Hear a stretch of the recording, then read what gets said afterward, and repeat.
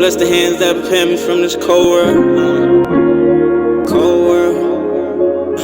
On this I'm saying, like, I feel like I open up a little bit more on this. Like, niggas don't know my story for real. God bless the hands that prepare me for this cold world. 1 out of 4, 1 far from POTUS for my old girl. Middle name Christian, but I still rock true religion. For all the times that we ain't have a pot to piss in. Let's get it, nigga. Shout out my brother, me and Brissy, we like this. No, I stay in my lane, I bust a brain and take a risk still. Got in the game and made a name for myself. Since a jit, nigga, I been ballin' out my top and I can't miss. Come on, AP, flooding my protector like a lighthouse. And my already presidential like the White House. I can't let up on them yet, I need it right now. Right now. Right now.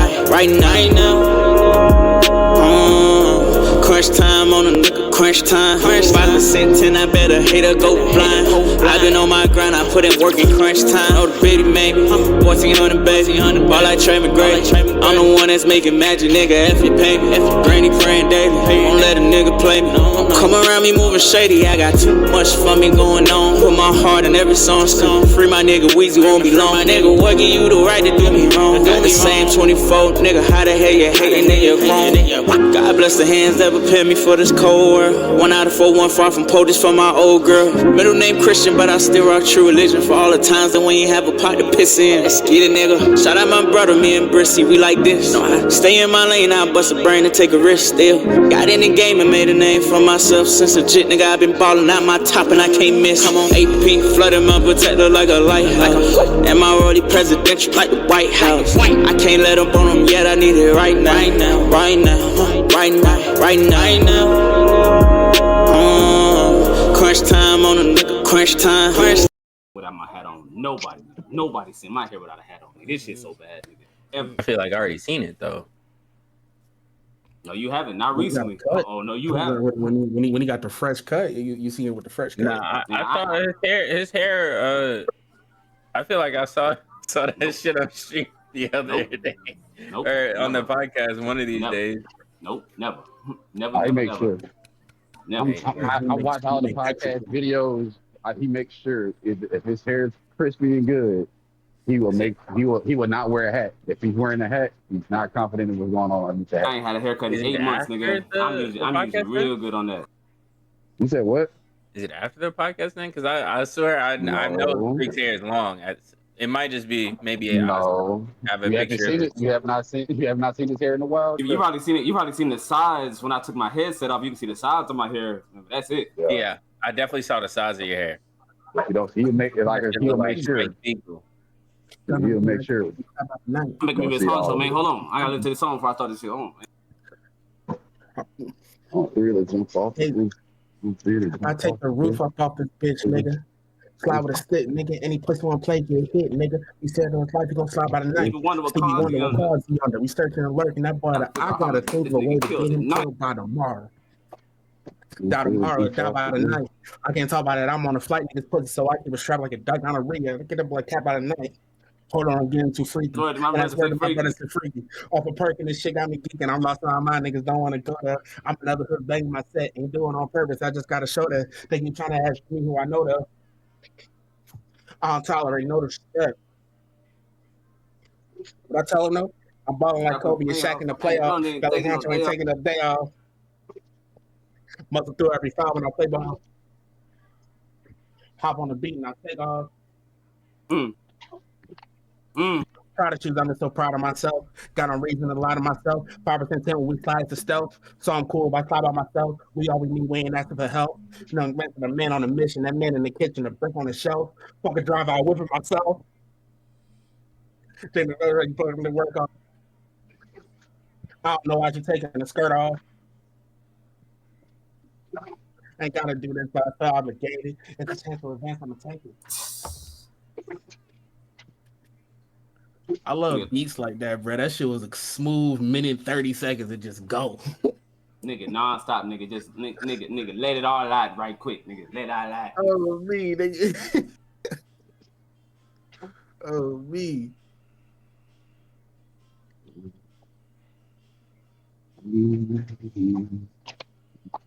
I'm gonna add you got 5 seconds. I'm trying to finish this song, man. Take this shot and I'm ready. That'd be nice. Today, I did not look at the topics. I feel like Trap Zorro. Hold on, if I turn my I've been this, that'd be a little bit I've better. been doing the same thing Zoro do. I just don't be saying it. I see the question, then I forget to ask questions. I'm free to jump off the roof. I'm free to jump off the roof. One fucking with And also, shout out that man Vince Staples. I've been on Vince Staples a lot lately.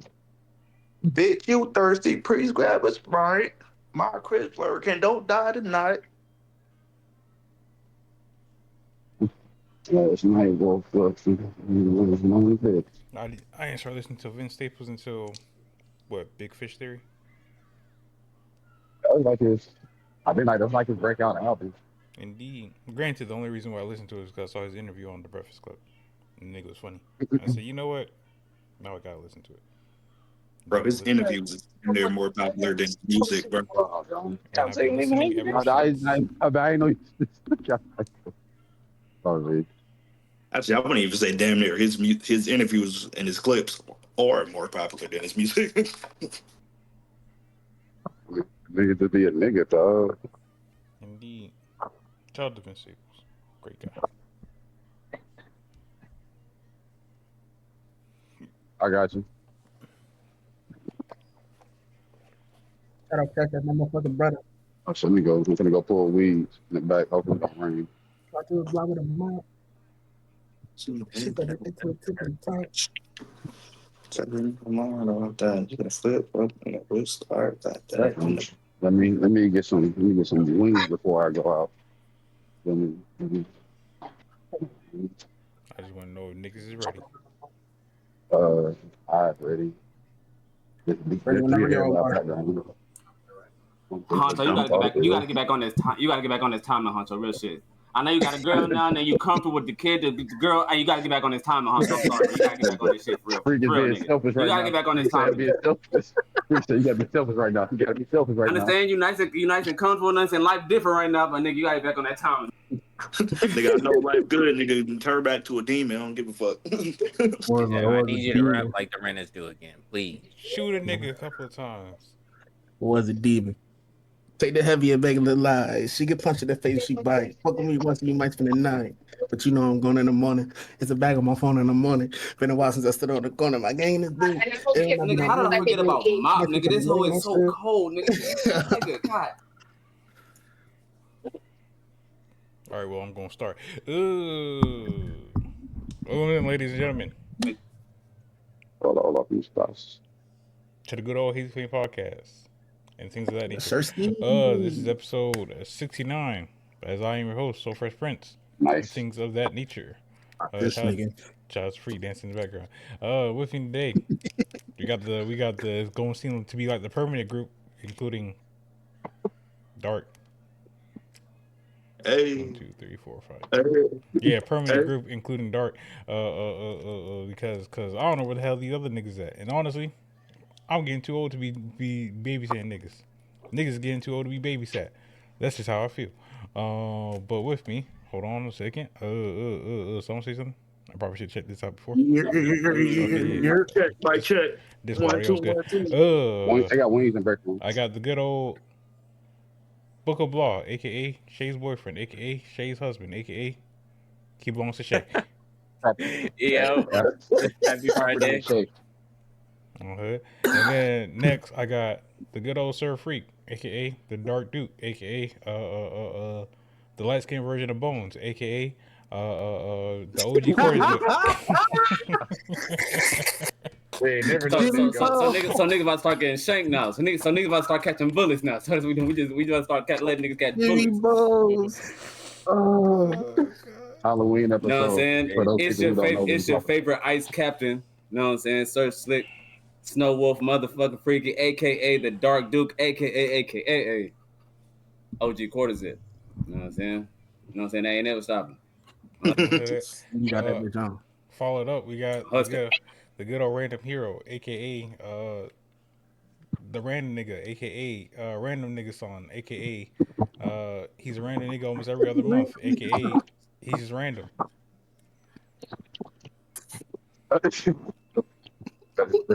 Hero's favorite hero, a Barbados. I like Bob back at the crib, working on the podcast. She got a friend with her, so we can, do that horizontal dance underneath the limbo bar if you feel it. AKA also random purpose. It freaked me.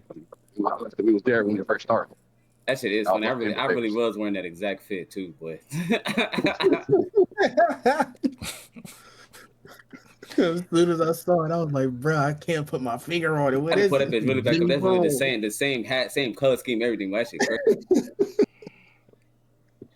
Hey, be like that. Hey, it could be a sign to something. Next we got the good old nonchalant Dark, aka Mr. Top 3 in the unhinged listing.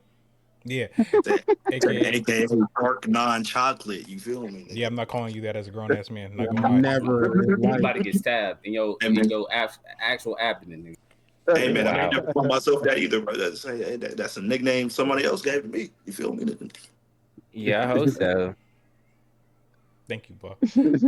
And last but not least, we got everybody's favorite Ripper, Billy Honcho, aka Mr. Bip, aka Mr. Bip-a-lot, aka the first person of Bip, aka I don't got another one. I don't got anything funny for really. We don't really got jokes for him for real. You got a Bip. The Bip original. Valley Hot, so you feel me? The haziest flame, the number one bipper. You feel me? The bippiest of all the bips. You dig me?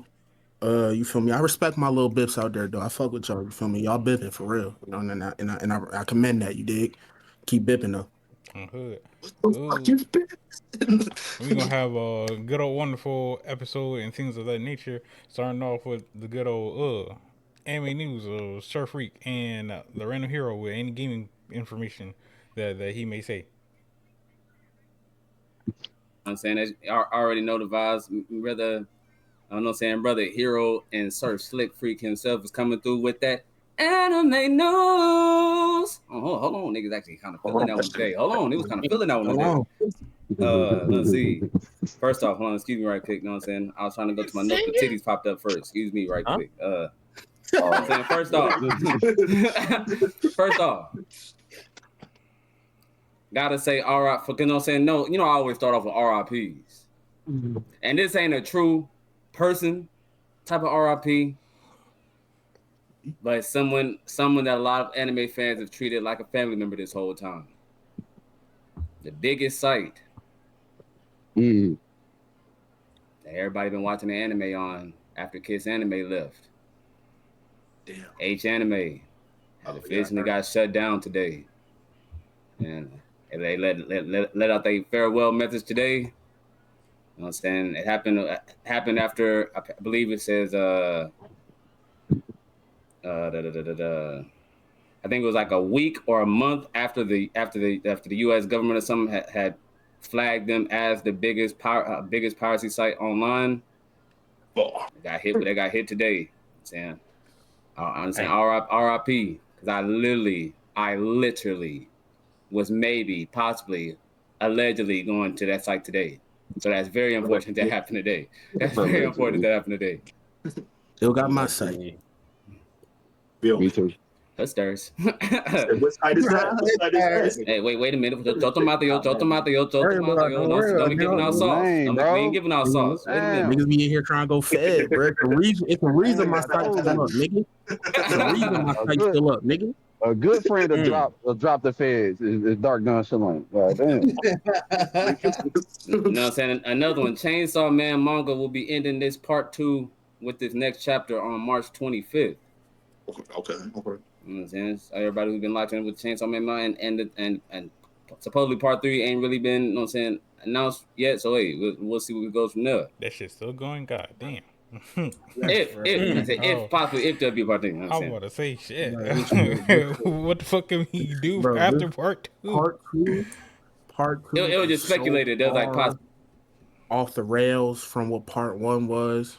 And I have an idea of what part 3 would probably be from where I stopped in part 2, but it's just Chainsaw Man all over the place, bro.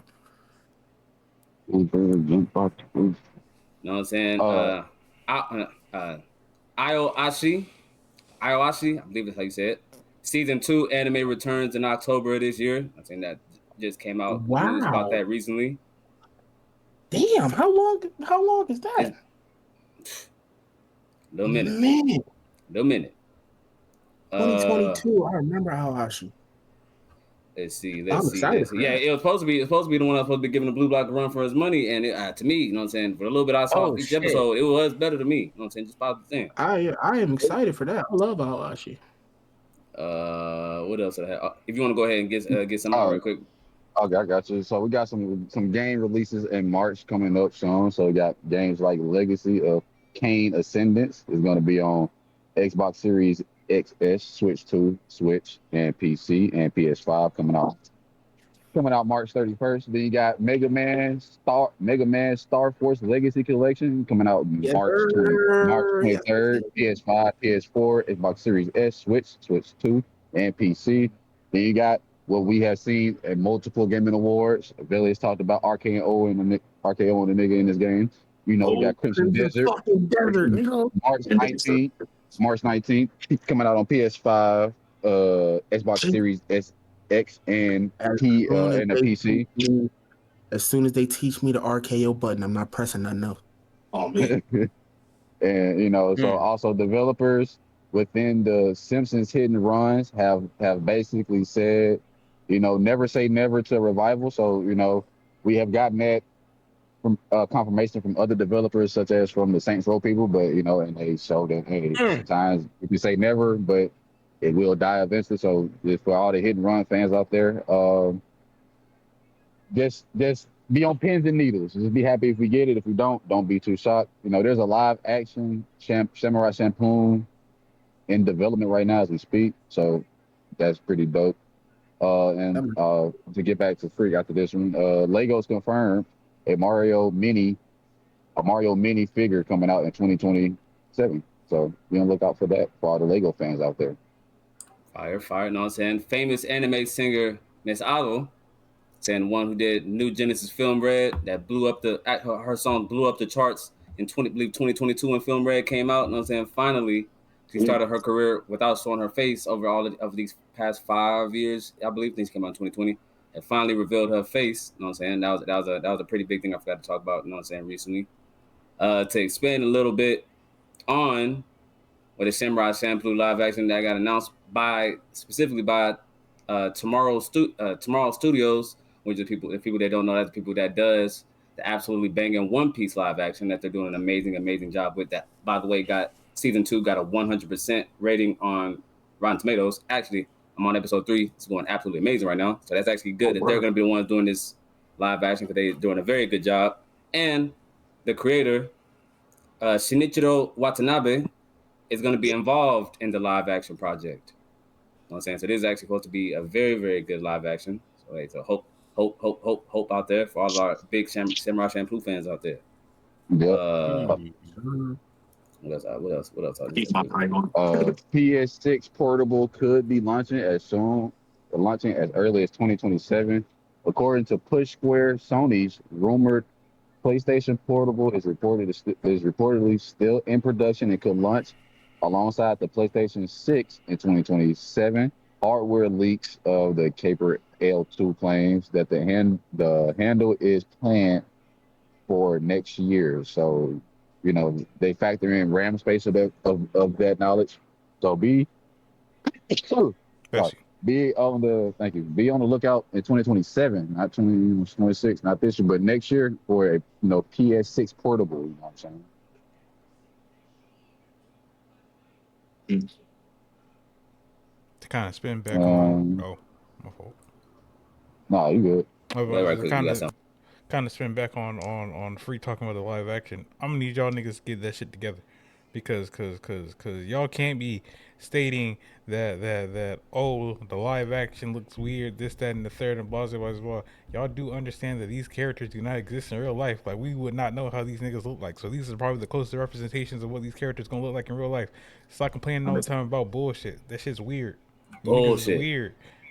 Are you specifically talking about the One Piece live action you're speaking right now? Yeah, live action in general. Cause Live action anime in general, ain't nobody forcing you to watch that shit, I bro. don't feel But like by You the can way, go but, relive the anime all you want. Ain't nobody forcing you to watch live action, bro. but by the way, Oda, it's already stated that Oda has quite a hand in the live action. Like, Yeah, and specifically speak out on how big of a hand he is. Netflix actually, I forgot to say today. Oh, I'm glad we talk about this.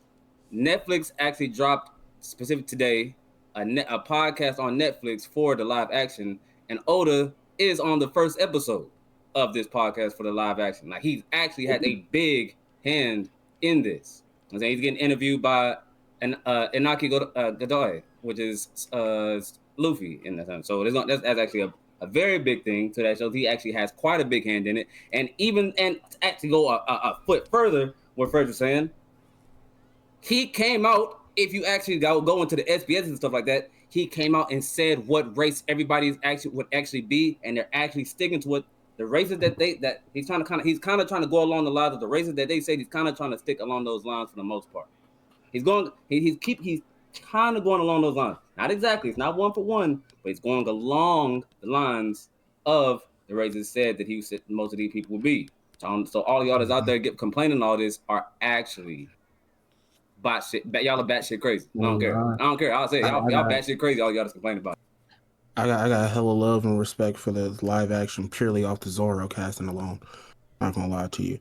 So I love that nigga. He's amazing. He fits that perfectly. And they don't even and there was something they showed they showed the training regimen of how crazy that him and Sanji had to go through the play, bro. Y'all nah, man. Y'all know what they putting in for these roles, man. Y'all need to go on somewhere with this unnecessary hate. But need to appreciate, man. Need to appreciate. That nigga's a legend. Keep it going. You know what I'm saying? I think two more things I'm gonna throw out there. A gambling battle anime. You know what I'm saying? We had one gambling S type anime with Kakiguri. Yeah. Gary. What's the other I always forget that one. I always forget what's the other one? Kaiji. I don't think I ever heard of that. I think it's Yu-Gi-Oh? Yeah, the dude who was in the Yakuza gambling ring. I know. Yeah. That is. That's a really good one. So I'm saying gambling battle anime Junket Bank scheduled for October 2026. I'm saying gambling battle thriller about a bank employee transferred to a special department for high stake life or death underground gambling. And supposedly, you know what I'm saying? I saw that last week and I forgot to say that, but you know what I'm saying that's something that's definitely to look forward to. That's gonna be one of them thrillers that don't have a crazy amount of action, but you know what I'm saying the thrill is gonna give you the same amount as if a fight scene. You know what I'm saying? I think that's definitely one to live out. And again, shout out to JJK with another back-to-back banger episode from a 9.6 with Yuji's fight to a 9.2 with Megami's fight. You know what I'm saying? Shout out to JJK season 3. Going kind of crazy right now. Make me show why he told you something, bro. Oh, hey, The last game news I to got is that the limited run games has announced that the Marvel Maximum Collection will release digitally March 27th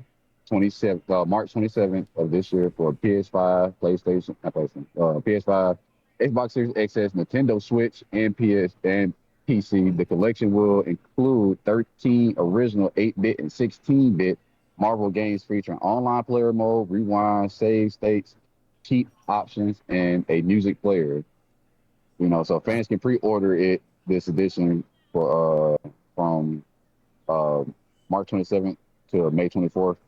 So for all the Marvel fans out there, they bringing back some OG classic Marvel games. You feel me? Actually, this actually is the very last thing. You know what I'm saying? For all the Fire Force fans, you know what I'm saying? This recent episode, the Arthur versus Dragon episode, was the highest rated anime episode of 2026, 9.9. And it was review bombed all the way down to a 9.7. And a couple of them that were framed were they're supposed to be like One Piece, blah, blah, blah. But it was actually said that those people were people that were trying to frame One Piece fans because they went to the page and they do that to everybody and they just be spamming different stuff in each one.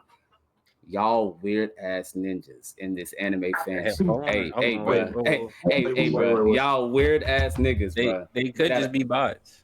Wait, Freak, did you say they framed One Piece fans? They're trying because they know that One Piece, like a lot of people, it's easy to say that One Piece fans are the ones doing it because they have they want to keep their thing as having the, you know what I'm saying, the most and the highest rated episodes. So a lot of times, a lot of people are saying it's One Piece fans doing it. But when people actually investigated, went to the accounts, it's people that aren't actually One Piece fans doing it. So it's like niggas are going like be above and beyond just to be To like, blame bro, One Piece. the amount of pettiness to bring down an anime show and then to try to put it like another show is doing it to bring more hate to that show just because you don't really care for the show. Is like, bro, I ain't gonna lie.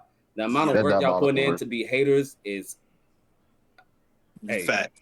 y'all Yeah, are some wild people out here. Y'all some wild people out here. Y'all some wild people out here in this world.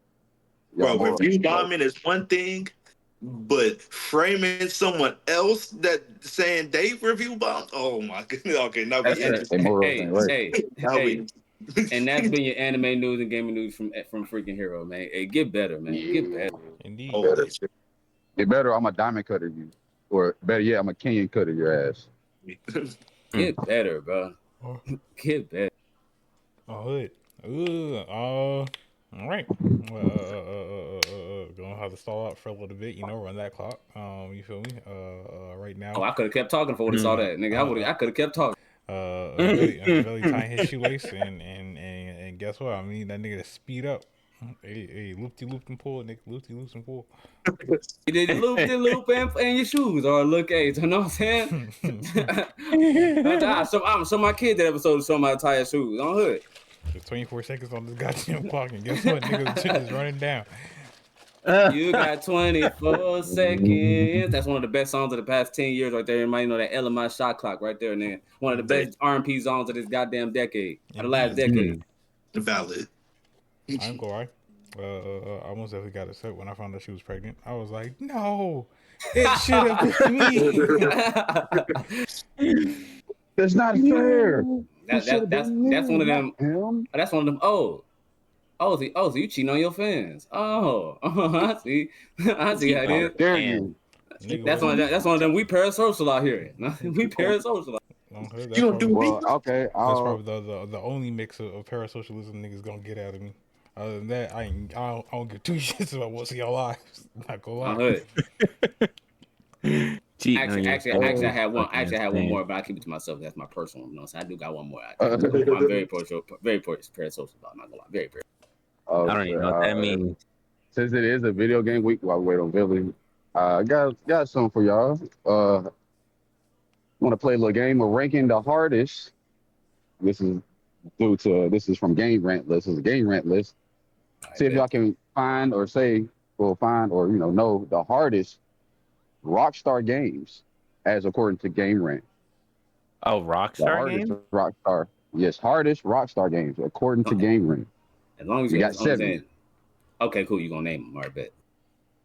So I would like to say do y'all want to have any guesses so far before I rattle off like the first 3 to see where the gauge the list at? I mean, you can randomly say the names and see if we can say which ones goes where. Okay, bet. So we got this is one that's shocking to me. You got Midnight Club Los Angeles. Okay. That's on the list. I think that's all that up. That's a racing game if you ain't know. Yes, it is. It is a racing game. Midnight Club series. Blah, you said that's also before his time too, nigga. That because I only played Midnight Club 3. I ain't even played that one, nigga. I played all of them, so yeah, I can guess. Blah, you said 4. Freak got a guess. Fresh and Dark got a guess. I'm gonna say 5. Okay, Dark, if you're there. I mean, I wouldn't know, but since it's obscure, I'm gonna just say it's up there. So like, I'll say like 4. Okay, Fresh, you got a guess? I'm gonna say 4 as well. All right, person that got it right was Freak. This the 5th hardest one out of the 7. So next up, you got Red Dead Redemption. I don't know how many people play this game. This is a good game, but I don't know how to play this one. It's Red Dead Redemption Undead Nightmare. Definitely didn't play it. I ain't played the other 2 yet, so I definitely ain't played this one. Got a guess. Wait, so Undead Nightmare, is that supposed to be like a? So it's like I would say zombie version. Yeah, it's like kind of I'm about to say some type of survival version. I was gonna assume. Yeah.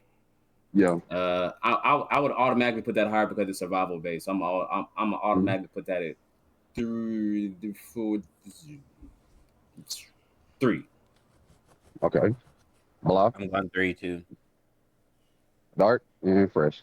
I'm Damn, gonna I say, hate that same answer as everybody else, but I was going to say three. I'm gonna say, I'm gonna Everybody's say, rocking with three.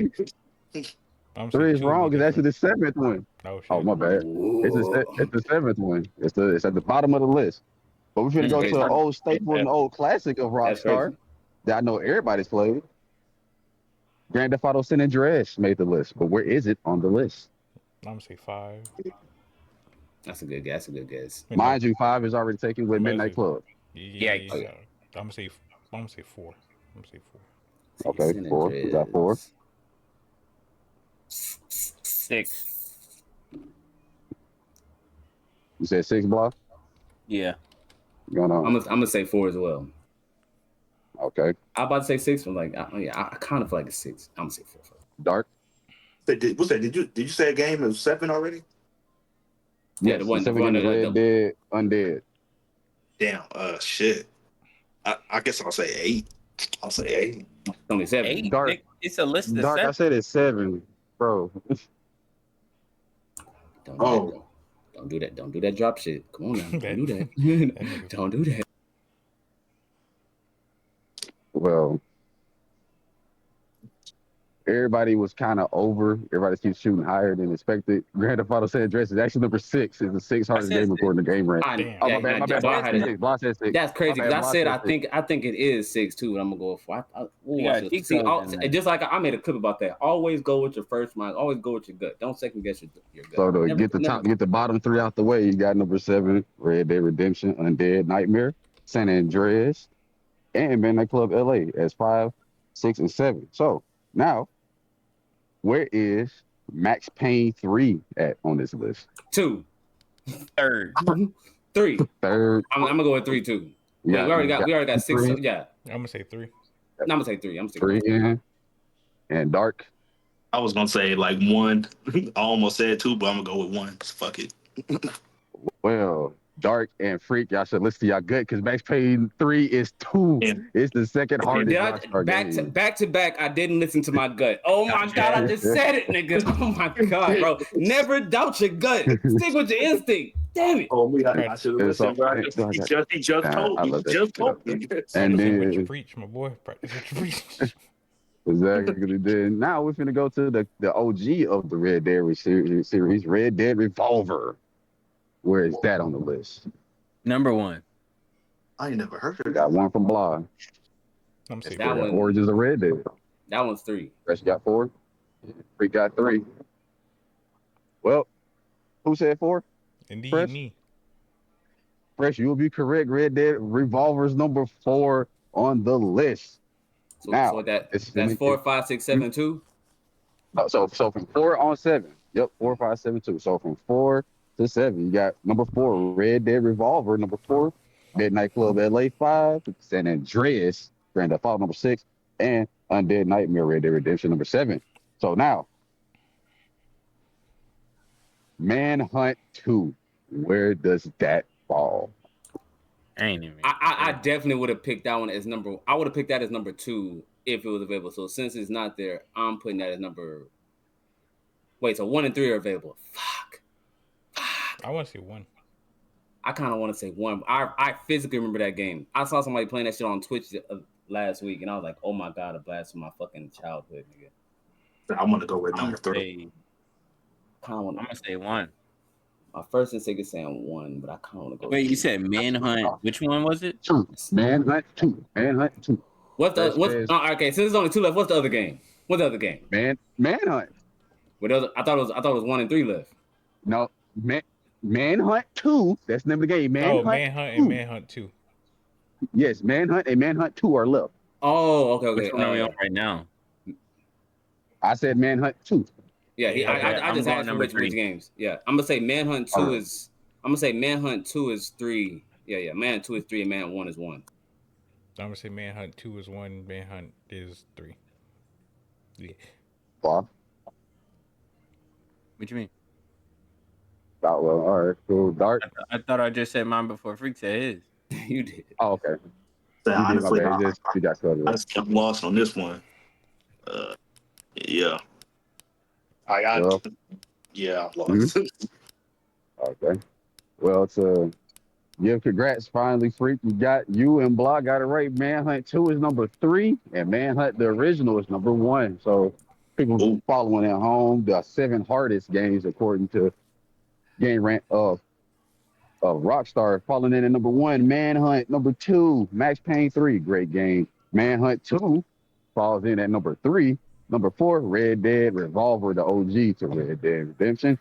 Got Midnight Club, Los Angeles, and for those that they might not know, it's probably the Midnight Club like dub edition that a lot of people played. And then you got Grand Theft Auto San Andreas at number 6, and then Red Dead Undead Nightmare at number 7, rounding this out. I ain't gonna lie, that I knew specifically to go Manhunt 1, and the second one would be not as hard because I feel like back then, especially back then, Older games were hard. Yeah, the older games were harder, and nowadays it goes like the first install is easier, while the second ones get harder because they're trying to build up on stuff. I feel like it wasn't like that back then. And plus, that shit was clunkier. It was clunkier, and it was just experimenting with that first one. But they put I remember that first one. I would say, like in that instance, that's why I'm shocked that I would say Max Payne 2 is not up there instead of Max Payne 3. I feel that. I definitely feel like the older some of the games in the 90s and early 2000s were harder than their 2s and 3s. And a big thing with that is Crash Bandicoot. I feel like that's a kind of good example of that too. Yep. If y'all in the comments when y'all listen, list down the Rockstar games that you thought was hard in a sense, because Rockstar has made a lot of games that you wouldn't suspect or wouldn't even know, like AKA Gun. Ever played that game? That's a fun game made by Rockstar. Feel me? And real shit, if you haven't played Manhunt, you know what I'm saying, one of the games that really helped put Rockstar on out there, because I'm saying they was doing stuff that a lot of games weren't doing with how brutal they were making their game back. There wasn't a lot of studios that was going making theirs that brutal.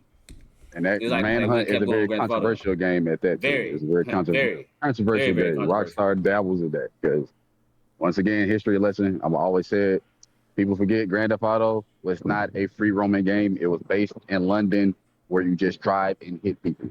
It didn't get to where you free roam until Grand Theft Auto 3, where you became a player character running around the city. So, you gotta put that in the aspects of it. I highly advise at least trying out one of the Manhunts. And the graphic night today, ignore the graphics. You know what I'm saying? Just play the game for what it is. You know what I'm saying? That game, I can still remember that. That's a different game right there. Ignore the graphics is interesting coming from you. I know. That's why I wouldn't play it again right now. But I'm saying y'all go ahead and do it. Y'all do it. Tragic. All right. Let's get into these good old topics. Hey, shout out to Hero for taking the placement of the good old Billy. That's what I'm here for. Yo, that's where the fuck is the group chat? Oh, there it is. Going in with the first topic of the night. The best video game plot twist. Story moments that shock players and completely change the narrative. Now, before y'all do say some of these plot twists, let me know first. Let me know what game it is first. Don't just jump straight into plot twists. Let me tell what game it is first, so I can make sure definite if I need to. Just say the game first. I would say this much to everybody who's gonna listen to this specific topic. This is a spoiler alert. We'll let you know we're gonna spoil some endings, so don't get mad. Like, oh man, I didn't play that. Just skip. I will put in the video and make an edit on the pod where to go to, so you don't get spoiled.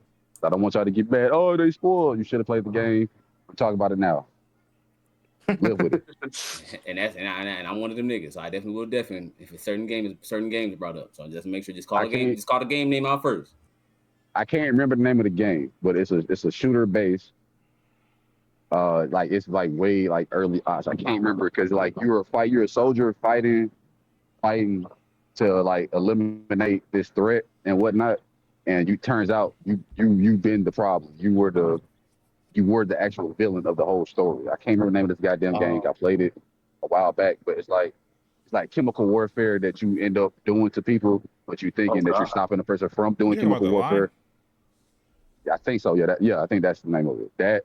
That's a great plot twist game right there, because the game convinces you that you're the hero through basically 95% of the game until you get to the final villain of the thing, and he explains to you that all that's because of you. You caused this war. You sent out these chemical gases that killed women and children that you end up finding throughout the story. Oh, So like, Spectrop's that's a Line. good That's what part. it's called. Yeah, that's a great film noir, great twist because you're believing while you're playing the game. You're the good guy. You're doing everything good until they tell you no, you're not. You're the bad guy. To state one that I have in the ring, going to God of War 2. You feel me? Plot twist that Ooh. Zeus was the reason why you lost your powers in the beginning. I'm not sure. Well, granted, a lot of people probably would have known that unless they played it. But Nigga. You thought you protecting shit. Turns out your own father. Oh yeah, plot twist. That nigga's your dad. That your own father plotted against you and made you waste all the power so he can kill you off and go about his evil. I don't know, are they really That evil shit was plans? crazy. Like, And I still think just because you open Pandora's box and it became the God of War, I still think that's the main reason why. I still think that's the main reason why. I'm saying, nigga ain't like the power. Nigga's son was coming up on this, start feeling like he was a threat. I'm always roll. Even if that's not the narrative, I'm always roll with that narrative right there. Still think because that nigga saw you the threat, and you was coming up with the new God. You know what I'm saying? I was going, I was about to start wrecking shit, nigga. Now fuck that. Granted, you really think about it, a lot of God of War stuff got a lot of plot twists in that bitch. Nigga. If you talk about the PSP version, plot twist that technically Zeus sent Ares and Athena when you were like a child to go kill you off, but they took your brother instead, and they got the wrong oh kid. yeah. God of What War. was his name again? It's not Thanatos. Demios. Demos. I Demios. think that might be. Something along those lines. God of War 1. They sent you to kill your wife and child, and then made you a product of a war to go fight other niggas and kill off Ares. They already said God of War 2, God of War 3. Fucking guy said, "Fuck you." I ain't gonna lie. She said, "Hey, you Yo, still that's the so son of crazy. you still the son of this nigga. You might have helped us out, but it is what it is." I ain't gonna lie. God of War got some very nice plot twists that niggas don't be expecting. Hey, kudos to them. I know, like for such a linear story, they do a good job of being like, no, we're gonna go completely backwards, and it's completely shocking, and it's good every time. You must not kill your father. Fuck that nigga. He killed me. Oh me. And I'm gonna go to an oldie. You know what I'm saying? One of the games that I watched my uncle play when I was a kid that got me into gaming in the first place. You know what I'm saying? I always remember this. Me and my uncle talked about this recently. You know what I'm saying? Going to Zelda. It ain't a big one because it got undervalued and it got used in games. And then it was a controversy kind of back then. You know what I'm saying? Even though it wasn't big online, it was more so about forums and message groups. You know what I'm saying? With Sheik. You know what I'm saying? It's supposed to be Zelda in disguise. I ain't gonna lie. Back then, that shit went fucking crazy. Like nigga, what? Nigga, what? Excuse him, why good sir? What the fuck you just tell me? So Sheik has a very special place in my heart right next to family. And that's a and speak. I was about to get to that one too. Brian, go ahead. Y'all want to go ahead, nigga? That's another crazy. Hey, yes, that is. When it got revealed that Samus was a woman, that shit broke the earth. Nigga, I was, nigga. I remember how old I was and everything, nigga. I was like, nigga, ain't no way. I was like, nigga, what? I think it was a Game Boy game that I think it was the Game Boy game that I found it out when I was a kid. I believe so. I Yeah, think it was a Game Boy. it was when you finally beat it and she gets all and she takes off the suit and she's just in the zero suit and everyone's like, what? I'm like, it's weird. It's weird for me to hear that because to me, I always knew it was a woman. That's because you were young. Because it was already revealed at the time. That's already. I was like, come on, Dart. How do you already know? But I say, nigga, you had Super Smash Bros. Tell you that. That's what I'm saying. Like, I never. That's what I'm saying. Like, I never like played through the game and like found out. You know what I'm saying? I got one. It was already out there. Make sure it's not something that can get scored by. Talking about games from our childhood. You feel me? Everybody know I'm a big Mega Man guy. You dig? Yeah. Talk to him, Honcho. Talk Mega to Man Battle Network. When you find out that Mega Man is actually Land's brother, like Oh, the AI version of Land's dead brother that his father designed so they could always be together. That shit surprised the fuck out of me. Nigga, you know how stuck to Metal Man Battle Network I was as a kid, nigga? I didn't think I would enjoy that game that much. I was like, nigga, this little card game ass type shit. And I was like, nigga, what the fuck I'm gonna do with this nigga? Wipe this whole fire. Me. oh, I got one. It's a Call of Duty one because we don't play Call of Duty The stories fuck about calling anymore. these stories like that, nigga? Not anymore. Back No facts. then, back then. Yeah, So yeah. I believe I'm right. I think it's Call of Duty 2 Ghost, where Yes, sir. Yes, sir. where like you learn about Ghost, and I would say I'm gonna throw in Modern Warfare, the one where it's the '60s, where you start off in the game where you're in like this like CIA like torture place where you got to remember shit to where the point you think Price is there the whole time. Even to the point where you think whatever Price is doing, that's what Price is doing, but it's you. You're Price. It is because that's the same game that got the iconic Gilly. Yeah, it's got the same. That's the same Modern Warfare got the iconic Gilly mission and everything. And Modern Warfare, not Modern Warfare, it goes to where the world is just going tits up, and you're playing as Ghost, nigga. And it's just those two are the best Modern Warfare stories with twists in them, that, in my opinion. Because I know niggas don't play the the Black Ops stories anymore because it's all about Warzone and all this other shit. So, but they used to have top tier. They used to have top tier twists and film noirs and they shit. Right. Was it Modern Warfare 2 when Shepard turned on you at the end? Yes. Yeah. Bro. Shit crazy, bro. Fuck a nigga. Fuck a nigga. When the fucking plane crashed and Cuz pulled me out that bitch, I'm like, oh bet. We good. You can turn to the left, you blick your homie. Bow, whoa! Pow, pow, nigga, 2 to the chest, nigga. Nigga best told me, nigga, got my nigga Ghost. Bro, Fuck. boom. Whoa! Whoa!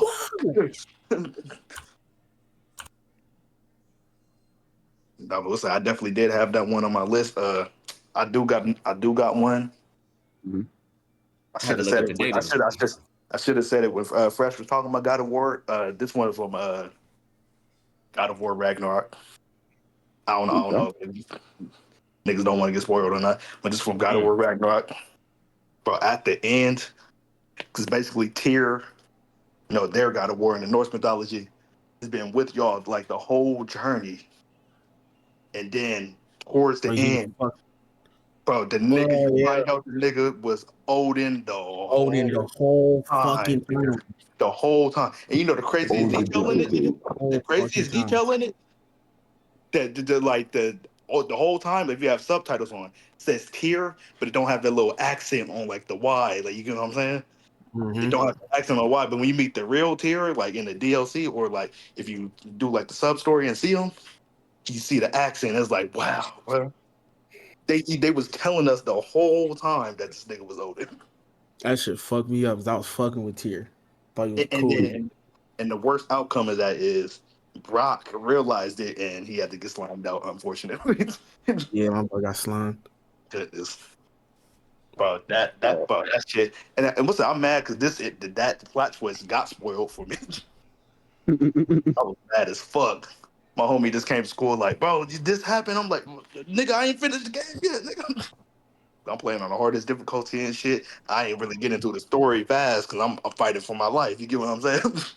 So that shit got spoiled for me. But that shit's still insane to see in the cutscene for the first time. I'm like, damn, bro. I remember that shit first playthrough. Another mid 2000 banger, or early not mid, but mid aughts banger. BioShock. Nigga, you playing through the whole game and you getting basically. Oh yeah. You're getting basically what's the word? Mind controlled. It's mind controlled in a sense throughout the game, and you don't know it until the villain tells you that he's been controlling you via the game. Because you thinking once again you're the good person doing everything good, and you're doing right. But am I good to listen in again? Yeah, you're good. Yeah. So yeah, BioShock is another one of those great twists towards the end because it keeps you believing until the end of the game, basically. Another one that I got, Heavy Rain. Oh, No, so we wait, talked the about game this on the other 50, bro? day. We talked about this the other day. Oh, okay. So, okay, making sure niggas were gonna definitely themselves before I can see on this. Everybody knows.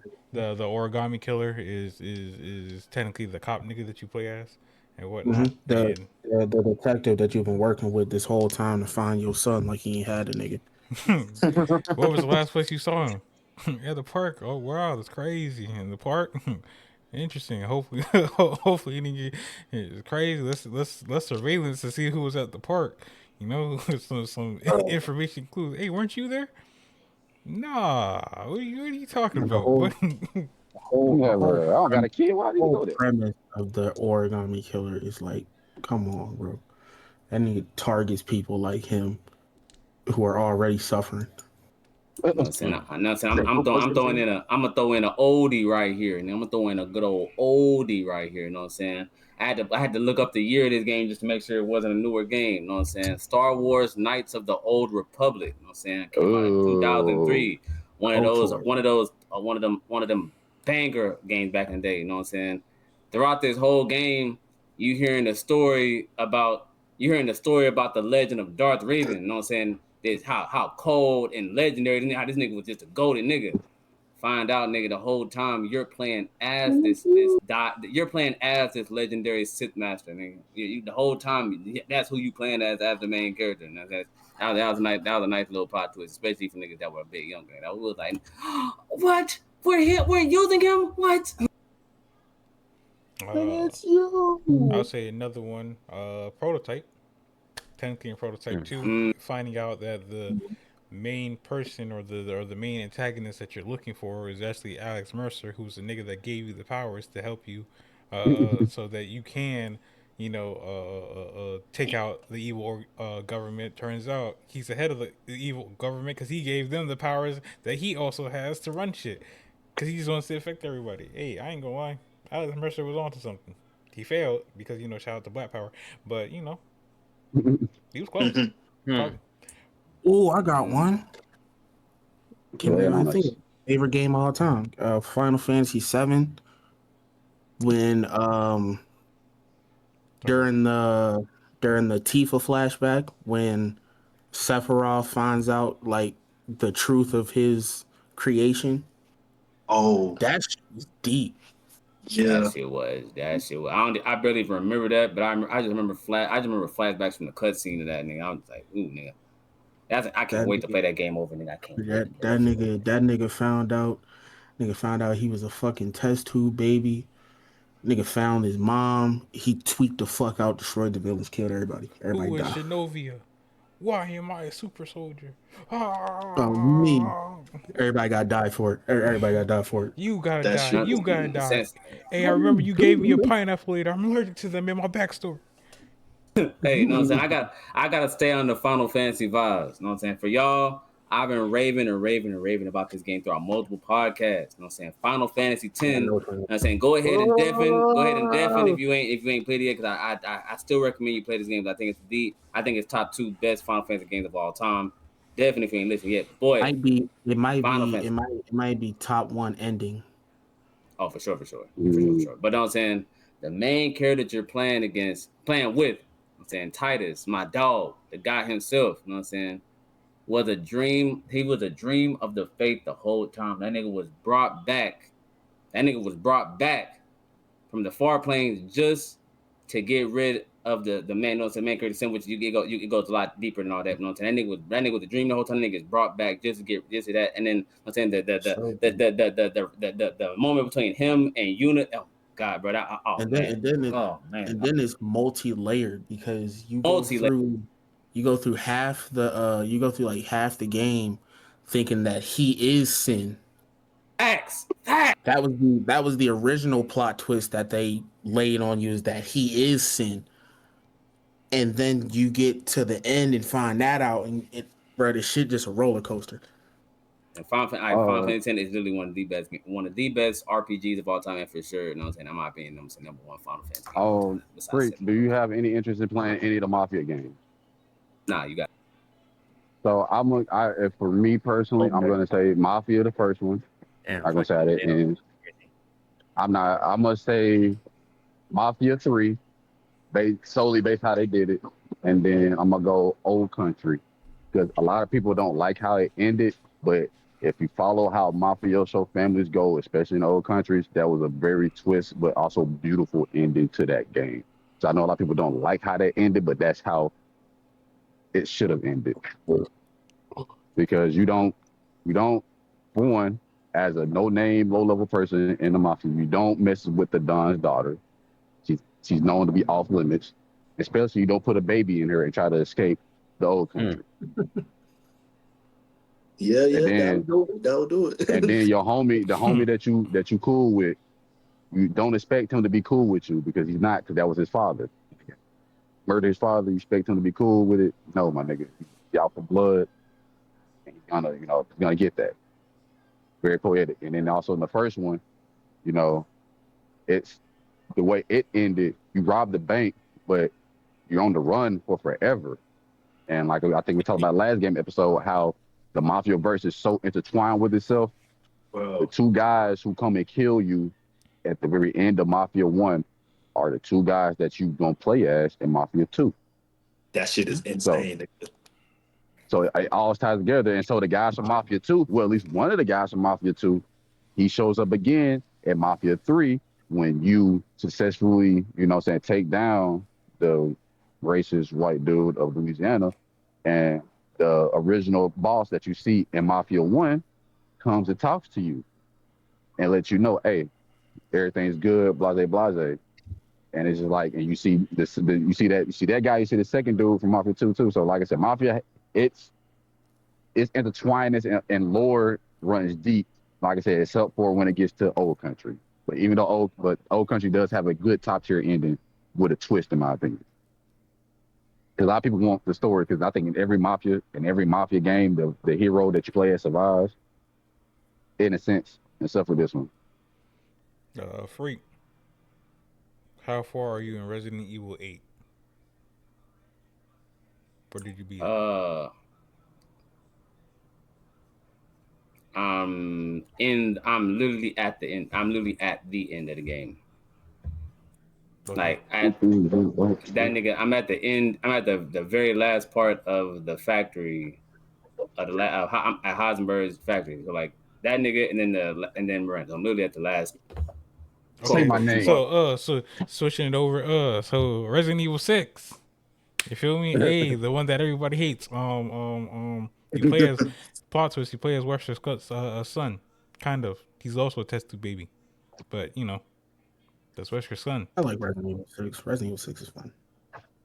Resident Evil 6 gets so much hate because it went more action route than the standard horror. With one, 5 did it, 6 did it way more. No, I'm saying that 6 was so fun, especially since you got to do it co-op with niggas. That shit was fun enough. Ain't 6 the one you going like you? Ain't 6 like you in Africa? I think that's 5. I think so. That's 5. Oh, never. When you play with Miss Sheva, or the side character is Sheva. Oh man, just saying, I ain't see none of my black queens out there ever cosplay as Sheva. Just saying, she has a plethora of outfits.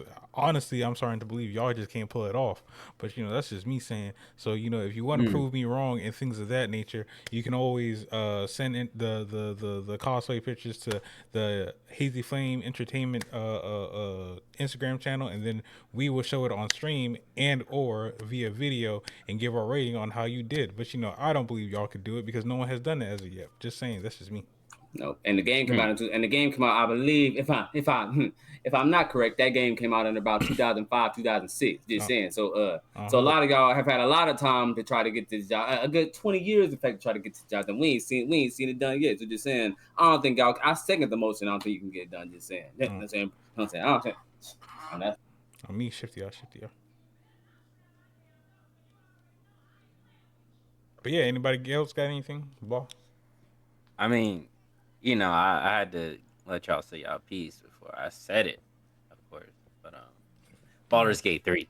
I'm kind of not surprised. I should not have been surprised. Yeah, hey, look, I can see the look in Free's eyes. Yeah. So Baldur's Gate 3, one of the characters, I'm still gonna keep it vague just in case, but one of the characters that's kind of been helping you saves your life repeatedly at the very beginning of the game. Like you would have died if it wasn't for this character. Um, the background behind that is that you got abducted by these creatures, and you come to find out that the person that's been helping you from dying and trying to help you stop the creatures from destroying the world or taking over the world is one of those creatures. Clear jump off the Um, roof. what'd you say? I'm thinking something like that. Yeah, he is one of those creatures. He's a person that got transformed into one of those creatures, and he's also one of the people that founded the city that you are like trying to get to. And he has no intention of like he's completely okay with being a fucking one of those creatures, and he's happy with his new life now. Yeah, it's a crazy plot twist. Um, because the whole time he never appears to be that. He's always under like this mental illusion. So when you finally find out, it's crazy, and it makes you wonder whether or not you can trust that character because you still have to work with him. Because again, he's the only thing keeping you alive. Sounds I throw in there the original Max Payne game because you didn't know you could pick twice, shit like that. So Max Payne's always good sleeper, a good just standard one. And also L.A. Noir. That's a even though it's got it ain't his name, but still it's a great twist. It's a bit of detective, not action packed like you want it to be, but still good for the ending that it has. We also got a couple other plot twists. The more recent one would be Dispatch. Yeah, what game? Dispatch. Dispatch. Oh, Dispatch. Oh. We did that with the shit with the, I ain't gonna lie, we did that shit with the quickness. Yeah. I like it. Dispatch finding out that the reason why you weren't able to like the one who knocked you off your career is the person that's trying to start theirs. It's And kind of crazy. and It's kind of also crazy. and also like you fought well depending on how you play it. You fall in love with the person who kind of fucked you over. Me personally, I didn't choose. I wasn't team of his girl. I was always the Blazer. You feel me? But Understandable. Mm. I got one. blonde Blazer. Hey, I got one. Mandy. I What's got one up? from a more recent video games. A video game I like a lot. I don't know if a lot of people played it or not, but Metaphor. I don't know how many people played it, but the game's amazing. So in Metaphor, your objective is to build a following and become the new crowned king because the king has died and nobody knows what happened to the prince.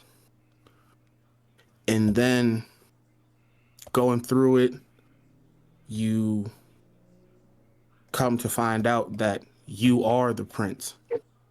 What? But you lost your consciousness the night your father died. So you didn't know.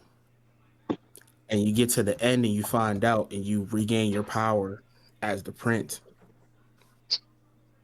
That shit was dope to me. Because he spent that whole night thinking that the prince got fucking packed, like slaughtered. Yeah. Went through the whole game thinking that nigga was viciously murdered with his father. Tragic. I got one last one. I got one after you. My last one. The Arkham Knight series.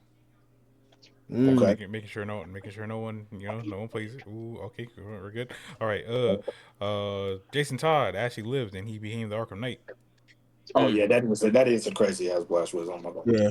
Even though it was expected, the way they did it was like what? Mm. That was dope. You know what I'm saying? One myself, low key, depending on how it's looked at, you know what I'm saying? The first Horizon Zero Dawn. Make sure, you know what I'm saying? We, you know what I'm saying, find out it was you know what I'm saying, the main reason why, you know what I'm saying, humanity is looking like an apocalyptic state run by a goddamn robot and shit is because the plan that's by a scientist back then 1,000 years ago, was Zero Dawn was a plan to let all the humans die, so they can come back hundreds and hundreds of years later. And that shit, dang, that was one of them like, bitch. I still gotta finish Forbidden West. I haven't played the second one at all. But nigga, the end of that first one had me like, oh motherfucker. Wait. Can you explain it again? Like, what happened? What? So the whole thing, Horizon Zero Dawn, was a plan by somebody. I think it was like Elizabeth, something like that. Like it was a plan by her that lived 1,000 years ago to let humanity die out. They were facing a catastrophe that couldn't be prevented. So it was her plan to let humanity die, so they can come back hundreds of years later.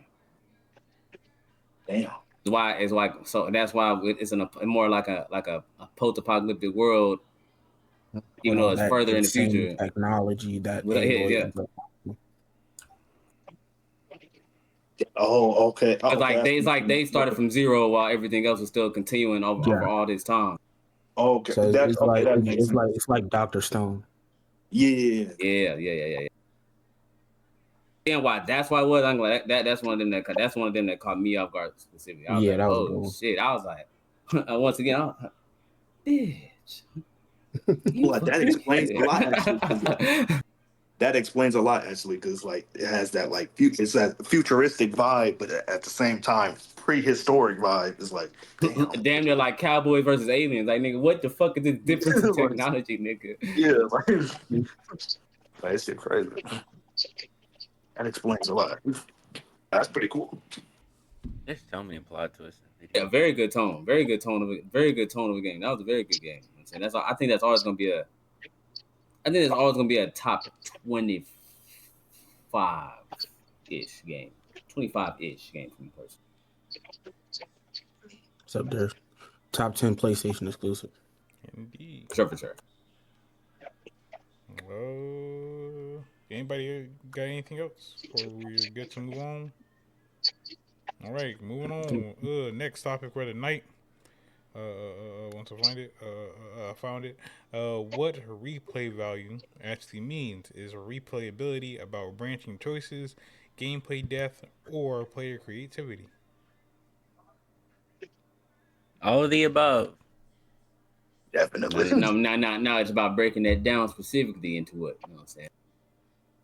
I think I lean most heavily towards player creativity. I was gonna say that too. I think being able to control the way that I play through the game adds a lot of replay value to a game, whether that be through choices or like different combat styles I could use for the character, different weapons for the character, shit like that. I think that's what gets like gets me excited to replay games a lot. You gotta go with that. So I was gonna say, I was saying like player creativity too, but I guess I'm sort of on the lines of gameplay depth. But when I hear gameplay depth, I think like Elden Ring and how like all you like the buffs can stack on each other and it's like different percentages and shit like that, like details like that. But you gotta go way.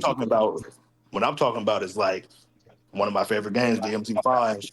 It's so many different ways to counter so many different moves that like if one you can have a long ass move list.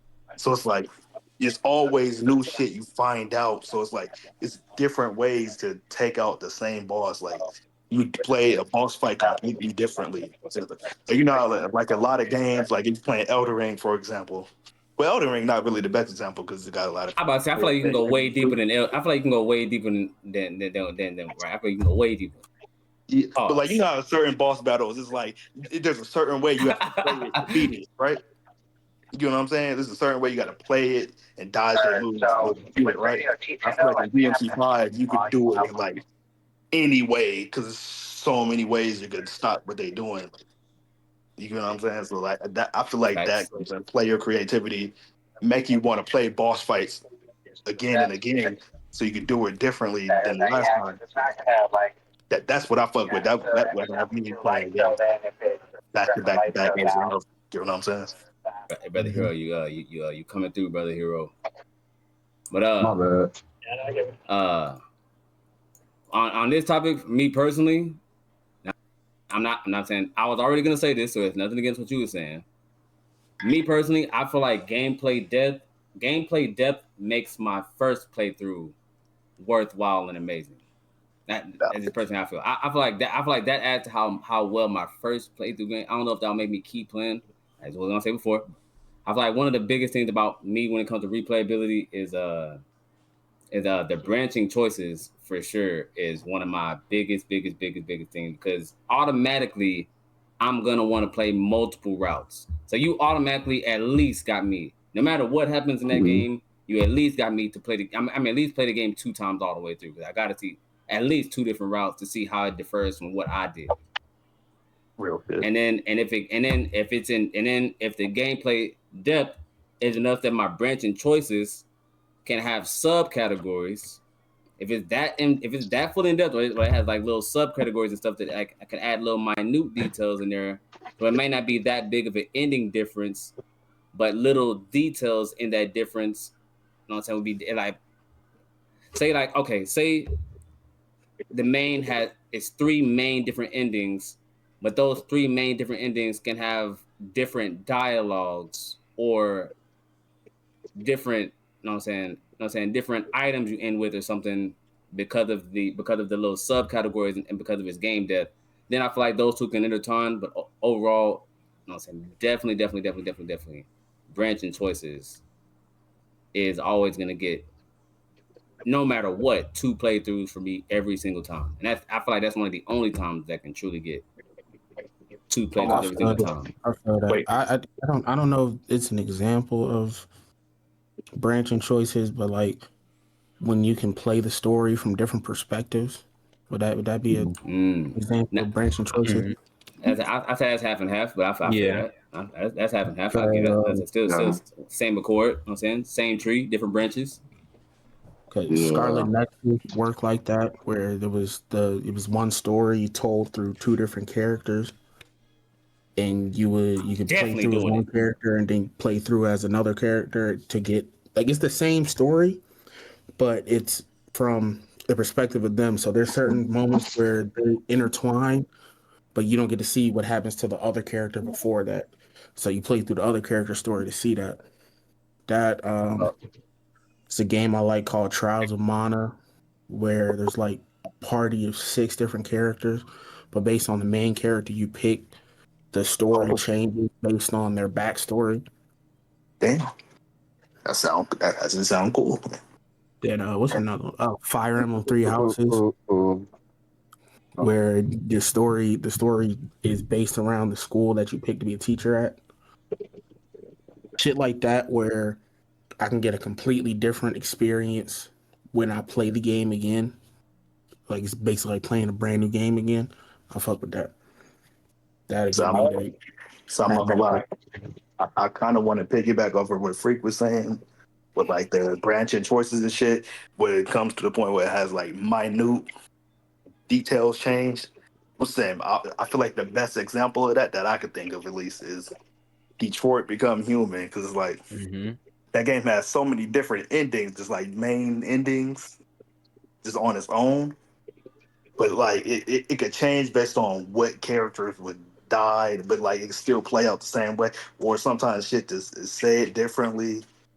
Or like sometimes you're still allowed to make the good guy choice, but you were like a weird person the whole time. So like the way people feel about like say if you die, like they might feel a little bit differently. They be like, oh maybe he wasn't that bad after all, or maybe like oh shit, well I don't care that he's dead. Like you get what I'm saying? Like Facts. it's like so many different endings and like nobody has played that game the same exact way because they have so many different choices and you can even see like the tree or like the storyline branched in. Like you can see how many different shit you do, and you can unlock them all. It's like that shit is just insane. And Speaking go. on player creativity, one of the game franchises that gets the most replayability out of me is Pokemon. And the creativity portion of that is so simple because it's really just the team I decide to take through the game. And the impact it has on the experience is crazy for it to be such a small thing. Like sometimes it might be Your starter. like 3 Pokemon that change on my team versus when I played through the first time, and it's a completely different playthrough for me. I don't have I feel that 100%. I don't have that same exact thing on recent games, but I can definitely say for the first 5 games, that was extremely me. That was extremely me the first. But I also haven't beat the past 2, so like I said, I also past 2. I would say it is based on the good old topic. It most definitely varies upon game because you could have a game like Infamous to where the replayability is doing the game over again, but picking the different options depending on if you went good or evil the first playthrough around and stuff like that. Because that has always been a thing. Like Dark said, Detroit Become Human. The different outcomes you have based on the different choices that you make. Because I think there's like endless possibilities for Yeah. and things like that. To take a page out of Blaw's book, haha, no pun intended. The Baldur's Gate 3, to where I have seen Rose start that Yeah. game like 30 different times in a different play style and different with a different character, this, that, and the third, blah, blah, blah, blah. What else? What else? What else? What else? That's Yeah. really what I got thus far. Yeah, let's talk about Baldur's Gate 3 since you brought it Okay, I'll wait till after. You know what I'm saying? Keep on this battle get thing. up. Same. I'll agree with that. um that game has so much replayability. It's actually bonkers. I don't know Rose, but I feel like I know something because I have probably close to. Actually, I can check it right now. I got 1,500 hours in that game, and I still boot it back up to play it again because there's so many different decisions that you can make. You can be evil, you can be good, you can be in between, you can not care, you can avoid it all. There's so many different ways to solve the problems in that game that the possibilities are just mind blowing, and it just whenever you just get an idea, you can try it out. Like there's some boss fights that you can just talk your way out of. Some of them that I just thought I had to fight them. It turns out I didn't have to fight them. There's some ways that you can just poison them beforehand that you don't even have to worry about the issue. You Damn. can be an evil guy and just be, and then all of a sudden they're your ally, and you can that. And it's not just like that instance.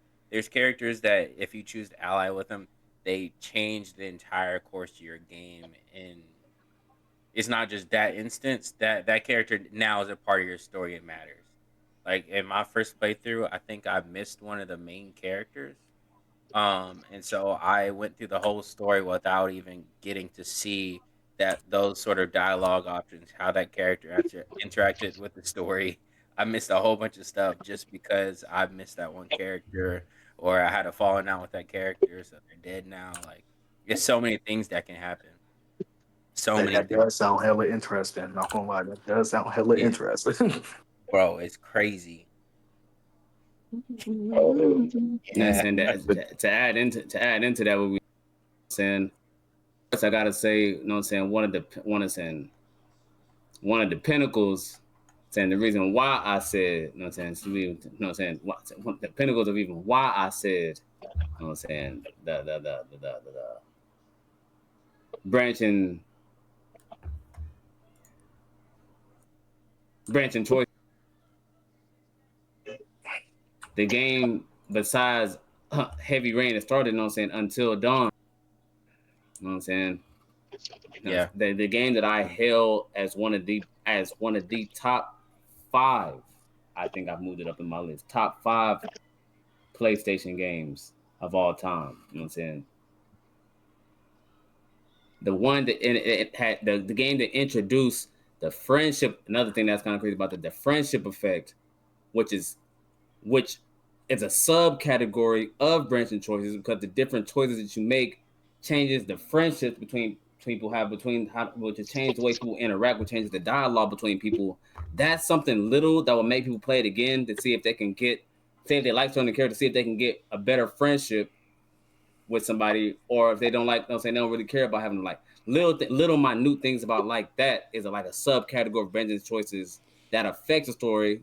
So like it's layers on layers of branching choices that makes that game so exceedingly well. And then the creator of that even went a step further and then came out with the Dark Picture series. Ooh. Saying that I talked about the Nelson. I said I brought up before that I definitely feel like our game play that feel like it'll be hilarious.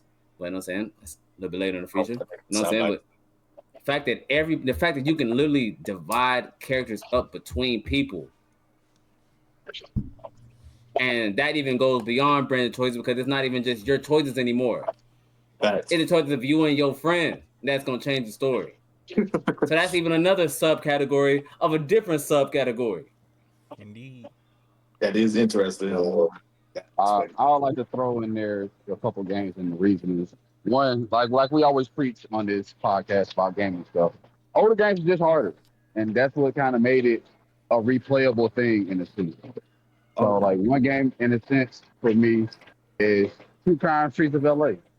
I didn't play New York, so if you played New York, you can let us know in the comments the things of the nature of how that was for you. But for me, wait. You said you didn't play True Crime Streets of LA? No, I did. I didn't play New York. Oh my bad. I didn't play New York.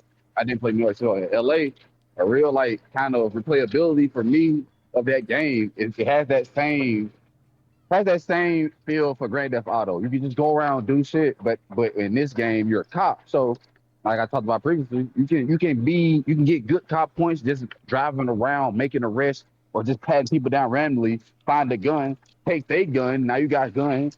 And you good. You ride around doing stuff. And on top of that, if you go and you fight enough, you go like y'all was talking about the tree branches and stuff like that, learning trees and of that nature. They have that in that game to where, hey, shit, you beat the game the first time, but I didn't get to use all the fight moves that I truly want. You go back into it and you go get those moves or go get a car that you couldn't unlock at that time because, using city driving. So those games like that, Army of Two is another one.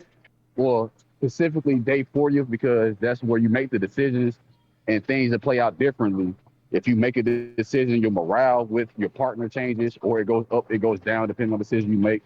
And it does affect the story at the end of the decision that you make. So, like, those are a couple games that like got the replay abilities that I like, and that are not really except for like the choosing the telltale choices and stuff like that, but not know so much of making the game hard to make me come back to play it because the game is hard. You feel me? That's what I would say. I'll say about most of us here grew up on playing hard video games and going back to it because it was a hard game to play, but we want to defeat that game because it was hard. Not gonna lie, I'ma always appreciate your input, Hero, because you always bring up old games rather than newer games. And you're closer to my age, so I really do appreciate your input. Because I'll be forgetting about a lot of these older games a lot of the times. You really always bring them up, and that True Crime Streets of LA, and I think it's one of the biggest, and that's actually, in my opinion, one of the first instances of branching choices. Now that game, in my opinion, automatically gives you play that game twice. Because you want to make the decision to be a good cop or to be a bad cop. So like that, I feel like that's usually one of those first games that really gives you that option to like see how you're gonna like make your story play out. So I appreciate your input, Hero. I really. So when we talk about replayability, are we talking specifically story games? I think any game that technically can or has a strong replay factor. So can I branch out to other types of games? You feel me? Sure. Hope you ain't about to say this. I hope it ain't no sport game. Hope it ain't no sport. I mean, I could because I got a few. Sports games, but there's replay value in sports games. But I feel like all sports games are like games you like. You like. I feel like all of those are playing games over like those you play over and over type thing. I feel like that's all it is in itself. I think we could explore that a little bit, like what replayable. Like like playing different positions in a sports game give you a Like complete Okay. different experience every time you play through it, like shit like Okay. that. But like the grind and reward based gaming situations, those are games that I dump a lot of hours into. Monster Hunter, Destiny yeah. 2, shit like that, where I may replay the same mission 37 fucking times because Legaia Yeah. Chris won't put out the shit that I fucking need. All right. But that, to the point where I know the mission like the back of my fucking hand from the millions of times I done replayed the shit. See, in that regard, that's when I would ask: is it replayability because you want to, or you feel like you need to get something? Damn. It's a That's little what bit of I would both. ask. It's Interesting. because you That's want interesting. to. It's a little bit of both. So like in Destiny, those nightfalls are fun as Hey, hell. oh, you, hey, okay, Mm. okay, I okay. gotta I gotta I double grind them back. bitches. You You goddamn right. You goddamn because right. I brought up Nightfalls I all the time. You goddamn. gotta grind them bitches to get my gear. I need that shit. But them bitches fun as hell too. Like I'm enjoying the grind. I'm back I was back every single week for them Oh, Nightfall man. grind. Every week I was there, nigga. Every week. Every week. Nigga, my game, hey, I know y'all ready. If that time of the day is that time of the night, you know what I'm saying? Lock in on hood. But That's like what those games, that's one of the best times of my life. I ain't gonna lie. those Them games Nightfalls are the create a best times. sense of like necessary replayability, but it can still be enjoyable. Like as much as I hunt the same monster over and over in Monster Hunter, I enjoy hunting the monster. As much as I play the same missions over and over in Destiny trying to get the rare drops and shit, I enjoy playing those missions. You know what I'm saying? That's fair. To your Saying it point, again. Oh my no, go ahead. mhm, Keep on this point. Keep on. I'm about to change this point. Go ahead, stick on. I would say to your point, you said with sport games, like they are in that sense, but like take for example college football. I don't know. I haven't played the most recent ones, but back in the gap, the way they kept you in tune with it was with got the rivalry trophy, you got the mascot game, you got the mode where you go back and play classical games and either change the outcome or try to repeat the outcome. Like you gotta beat Stanford and you gotta beat Cal on the kickoff. You feel me? Like in that instance, and on top of that, like with WWE, I'm going to go more. I'm going to go more specifically to the SmackDown versus Raw and like the early 2K years because those were like gave you the replay of like ability of like the game modes that had in it. More so to now where you buy a DLC because I guarantee you a lot of niggas still go back and play. I forget which 2K it is that has to beat the streak on. It. They still go back and play that to try to beat Undertaker's streak. You feel me? Or you go to SVR, SmackDown vs. Raw, you got the replayability because you have to unlock the characters through the game instead of just going to buy the DLC or just buying the DLC. So that's where those like kind of sports replay comes into. Like I can't speak for 2K basketball or hockey or even like the fighting games, but I can specifically talk for at least say will represent the college football and WWE games because in Days of Reckoning you could choose either SmackDown or Raw and you have a different storyline. Like Days of Reckoning 2, you go to SmackDown, you beefing with the Undertaker. Then on Raw, you get cheated out of a world title by Triple H, and you fucking with Jericho and Evolution. So it has replay. It's just depending on the game and what year. I would say for the sports. Hold on, can I come in with a quick 1-2 real quick? 1-2 points real quick. No Okay, bullshit. first off here, well, before you even mentioned WWE, right before you mentioned it, it popped in my head because you was talking about the sports, that college football and shit. But what's Mm-hmm. that?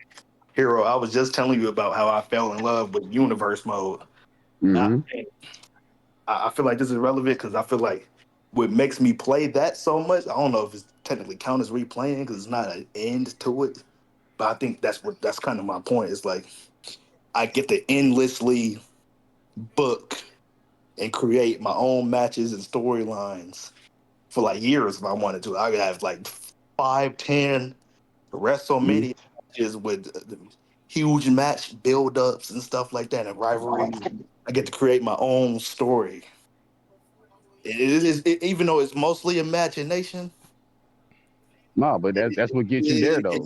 I like universe mode. You know what I'm saying? No, yeah, I feel what you're saying. Like it has that. That's what's like Because think about it, they didn't have it back then. Back then they had it for Smackdown vs. Raw was the season mode. Everybody would crack open and do the season mode, and it was a different story that was going each year in the season mode that would have people come back to replay the game. So like, I see what you're saying, and I also see what Freak is saying about like sports games in general. Like you got 2K basketball, hockey, soccer. Those are kind of those three bases that stay the same. Then they said don't got replay value unless you go back and like mid 2K where you No, where they no, where no, they no. No. I said sports games. No, I also do feel like that too. They don't have much replay value.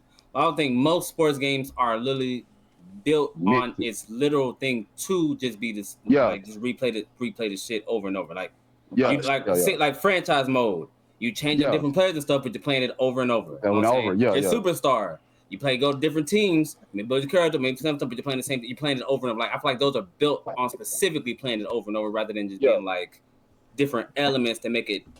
You know, I like the way you did brought up wrestling. I can respect that. But I feel like the other ones, I feel like not necessarily. That's why I say they college football. What makes it different in Madden, I think they got away from it. Is like the Madden moments, the historical moments of the game. That's what's different to bring other people in. That's why I said in college football, you can replay some of the vintage games, change the outcome, or have the same outcome. Because that's something that people can grasp towards more so than just being a coach and like I said, dynasty mode and just switching teams, recruiting players and whatnot.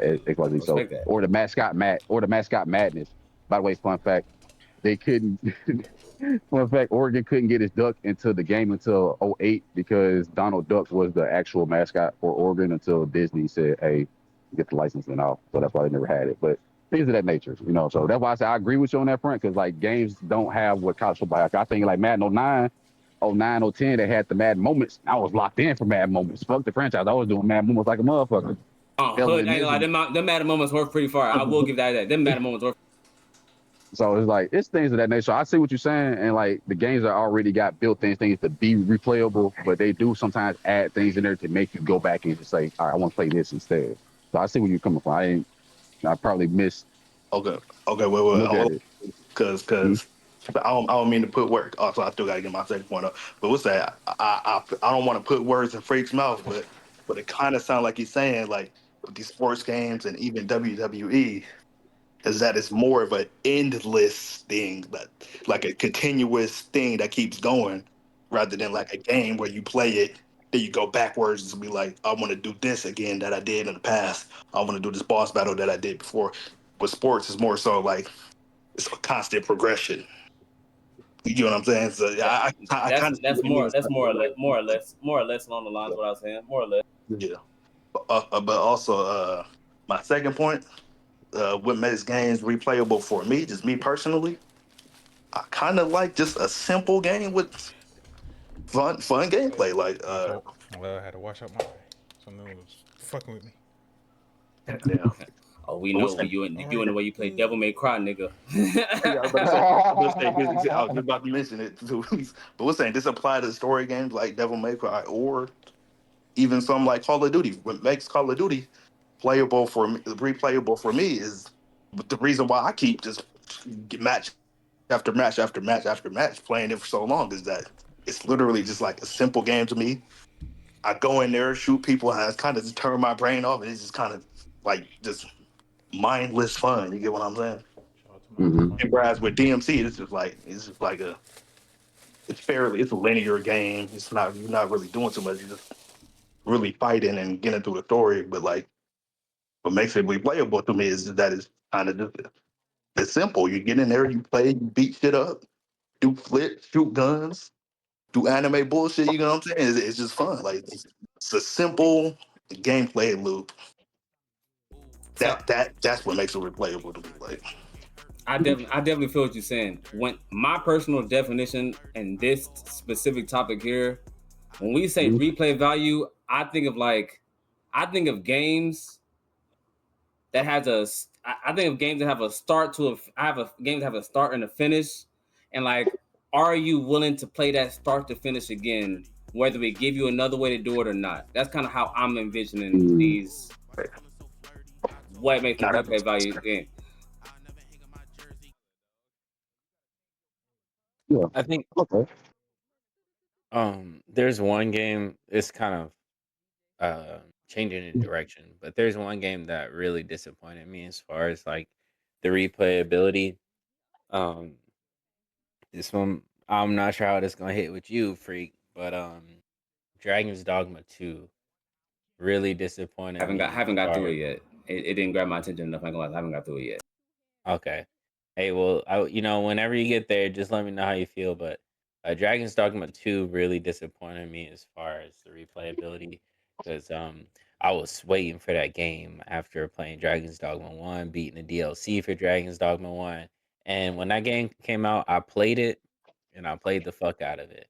You can change your vocations where you can start as a fighter, end up as a mage, all kinds of stuff. You can max out all the vocations. You can mix the vocations, and level up your character so that you get really strong, um, with the base game. And then after you complete the story mode, um, it's kind of like an opportunity where to go into a new game plus.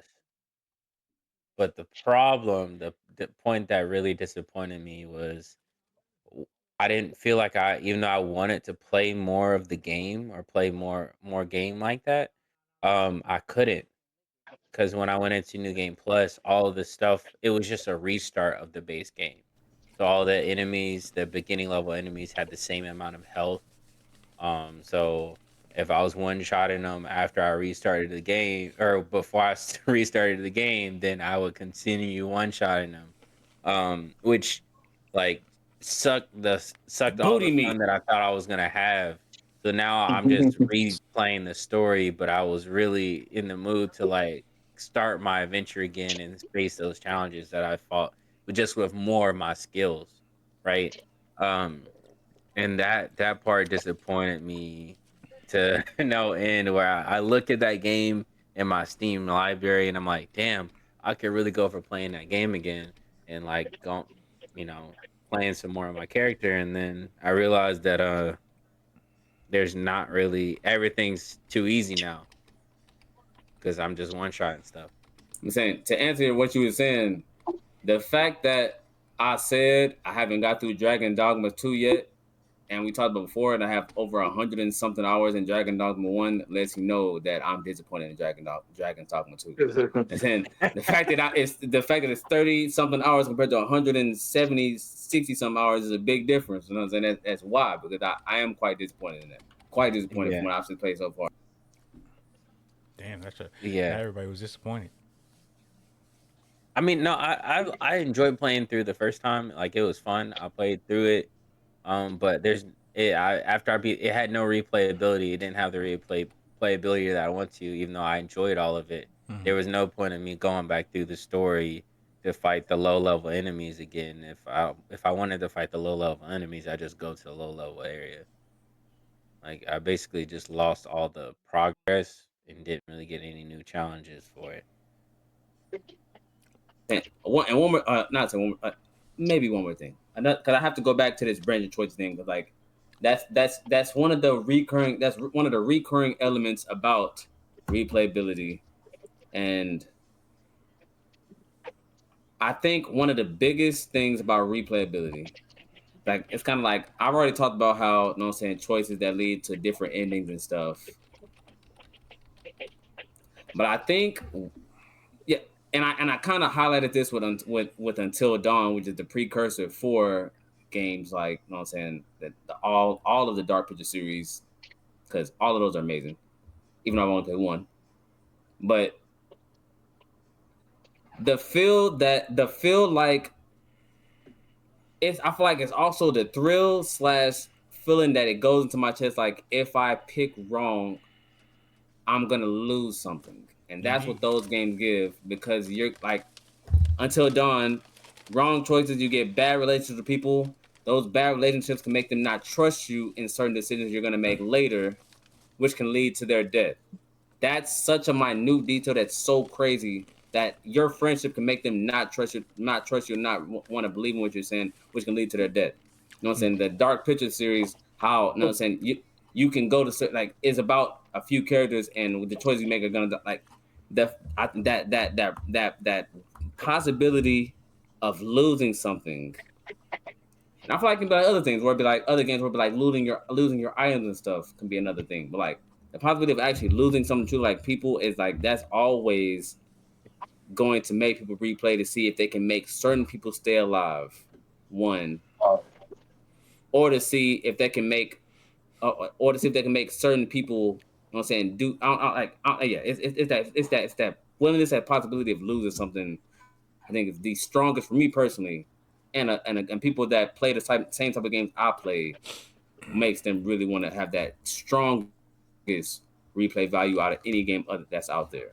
So I'm not talking about replay. I'm talking about these. Now I'm going into the strongest replayability games, and I think it's those that have the willingness of losing something based on a choice you make. It was like, damn, if I just would have did that one thing differently, this whole string of events that led to this person dying, where I had to try to like scurry up these decisions, which possibly led to this person dying when it only could have been this person. It's those what ifs that are definitely gonna make people playing it over and over again. I think those are the highest form of replayability, in my opinion, and all people who play games like I play. Absolutely. You talking about it's the word or the concept would be like opportunity cost. Like, what do I miss out on by choosing this thing? Like, what's the cost? Because I chose this thing, I That can't choose and the fact that everything. the other thing is death. Like Yeah, there's no other option. The other thing is death for these people. So like that's an extreme version of it, which I feel like that's the highest replay. But that's why I give the Dark Picture series and Until Dawn the highest form of replayability. But like yes, opportunity cost is a good way to simplify it. yeah. I For would say me, like I this. didn't. Oh, Oh, no, you actually it's like Go ahead. on. You continue off my point. Go ahead. Go ahead. Yeah. I didn't. I also wanted to mention for that opportunity cost is we kind of talked about. I never said mine, but when it comes to like builds and also getting stronger, anything that I can like I want to replay things a lot if there's a bunch of different ways I can build it. Belly touched on this with Pokemon, or you can constantly build a new team to get through the gym leaders. And Pokemon's a really good example because like you got three starters. That's opportunity cost right there. Like if you choose this starter, you cannot choose the other two. So you kind of, if you want to get the other two Pokemon, you gotta play it at least two more times. Um, so yeah, Especially if you opportunity play it cost. normally. Especially if you play it normally. Yeah, we're not even getting into. Oh, that's going into the next thing. The next thing is challenge and whether or not I feel like I can like improve or get stronger in the game. That's the problem for me. That's why I brought up Dragon's Dogma 2. It's like it felt like I couldn't get any stronger. I love replaying games if it feels like I can build myself or build my character to be even stronger than they were before or become more skilled. Like for instance, Elden Ring. Elden Ring is one of those games that has a lot of replayability. You do get the different endings, but one of the bigger parts of why I replayed is because you can go with different builds each time. Like at the beginning of the game, you had an opportunity cost. You could choose your base class, like Confessor, Wretch, Arcane, whatever. And what that meant was you have to play another playthrough, make another character in order to dive into those different fields and regions. Um, and I love that. I love the fact that I can play this game again on New Game Plus and fight these beginning bosses with my like in-game abilities, but it's still gonna be a fun challenge. It's a different type of challenge now. Uh, Last thing to go. Oh, but no, my bad here. I was about to go off his point. Go ahead. My bad. Go ahead. Go ahead. I'll say the one thing for me, or it's gonna be the last thing on it for me as well. But their playability is the unlockables. I touched on it earlier, but unlockables like the games, Mm. all Tony Hawk games for me are replayable because you have you have the secret hidden tapes. You have to find Yes, the sir. words that you have to find the letters to make skate. You feel me? And on top of like Blah was saying, you got different builds. Each time you go, you can make a different literally can make a different skater each time you play through the game. So I like Tony Hawk is one of those games that I will always like they can attest to you in this Discord that I played for 4 straight hours Tony Hawk 3 just playing that motherfucker because it just got that much like replayability. And that's Tony Hawk Pro Skater 3, not Underground, not Underground 2. It's just Pro Skater 3. Different It builds. just has so it just has so much playability as a for one of the rare few sport games that does have that. Because other sports games have the unlockables, but not like how Tony Hawk did it. But I'm a big fan of like having to, like we said earlier, grind, and you get that satisfaction of unlocking a character that you see that you've been wanting to get this whole time after putting hours and hours into the game. Oh Like, yeah, that's a big replayable thing. Facts. That is bro. If that I is could facts. replay a Sonic game with the Shadow as my character, I'm playing it, dog. I don't care if I just beat the game. Like Say like time challenges also will also be all high Mm-hmm. replayability games. Any type of time Mm-hmm. challenge and any type of game is also gonna be a high replay value. That's not what I was gonna say. Just something added to that. But like lastly, the fact that again, I'm riding this mother. I'm riding this goddamn uh free branch option type thing. But I'm gonna say here, the fact that there's no perfect option or perfect yeah, ending in those, so you're facts. always fighting for the best ending, makes Yeah, those replay endings even better to me. As I'm saying, the fact that there's no perfect, you're always fighting for a better ending every time, and I think that's gonna always be key. yeah, I agree. Um, Fighting for a better ending. I guess we're kind of replaying this question too, because but fighting for a better ending each time is one of my favorite parts of the game, especially Baldur's Gate, because the important part that adds to replayability is failing the first time. Like there's a thing that happens with some games where like if you fuck up, you don't get a second chance at it. So your second chance is replaying the game through and trying to fix it, you know? right. Um in some instances it was like, damn, I fucked up. I made the wrong decision and now this person, to Freak's point, this person is dead. Like fuck. If I want them alive again, I gotta go through the whole story to see if we can make things different. Or this person isn't dead, but they're kind of hoe. I had that a lot when it came to Baldur's Gate. There was one character I was trying my hardest to save, and it seemed like there was no good option. But I didn't find that out until I replayed the game like three times to see which one I was more comfortable with. What's that? I do got two last things. Actually, I can't even remember the second one, but the first one, and Blah mentioned it twice. New game pluses. I like just being able. I finished the game. I'm that nigga at the end of the game. You feel me? But you only got to be that nigga at the end of the game. So now that I finished the game, I get to go from the beginning all the way back to the end, whooping everybody ass easily. Yeah, I know It's that could be boring for some people. It's like, I damn, was say I was about to say I'm one of those shit. people to where as I got older, I really don't enjoy those anymore. I really don't. Yeah, Because I like my games harder. I understand a lot of people like that. I really don't enjoy those anymore. I really don't like being an overpowered nigga just fucking niggas up. I really don't enjoy. it I de- feel it. it depends. It depends. Just how I was talking about Dragon's Yeah, Dogma, bro. I mean, it's good because in a way, because a lot of times when you're playing a video game that has a level up system, you only get the coolest abilities once you're max level and towards the end of the game. facts. And so you don't get time to really have fun and play around with your high level abilities because now the game's over. But the new game You got plus, near the oh, end. I huh? ain't gonna lie Yeah, to add to what I was saying. Unless they were whooping my ass all game and I've died hundreds of times, then with my high level abilities, I love to go whoop their ass and let them know what I was feeling those few hundred times I died, like On I me. will do like I will do in certain games I will not speak of that I have 600 something deaths in. Had to Elden spin. You got to Ring, spin back. You feel me? you spin But the block back. same. Crazy thing is, when I said that, I didn't even have DMC in mind. But DMC is a perfect example. Like you get all the cool shit at the end. But what's saying when I said it, I was thinking like Yakuza, and it's kind of going to like difficulty, like we were saying.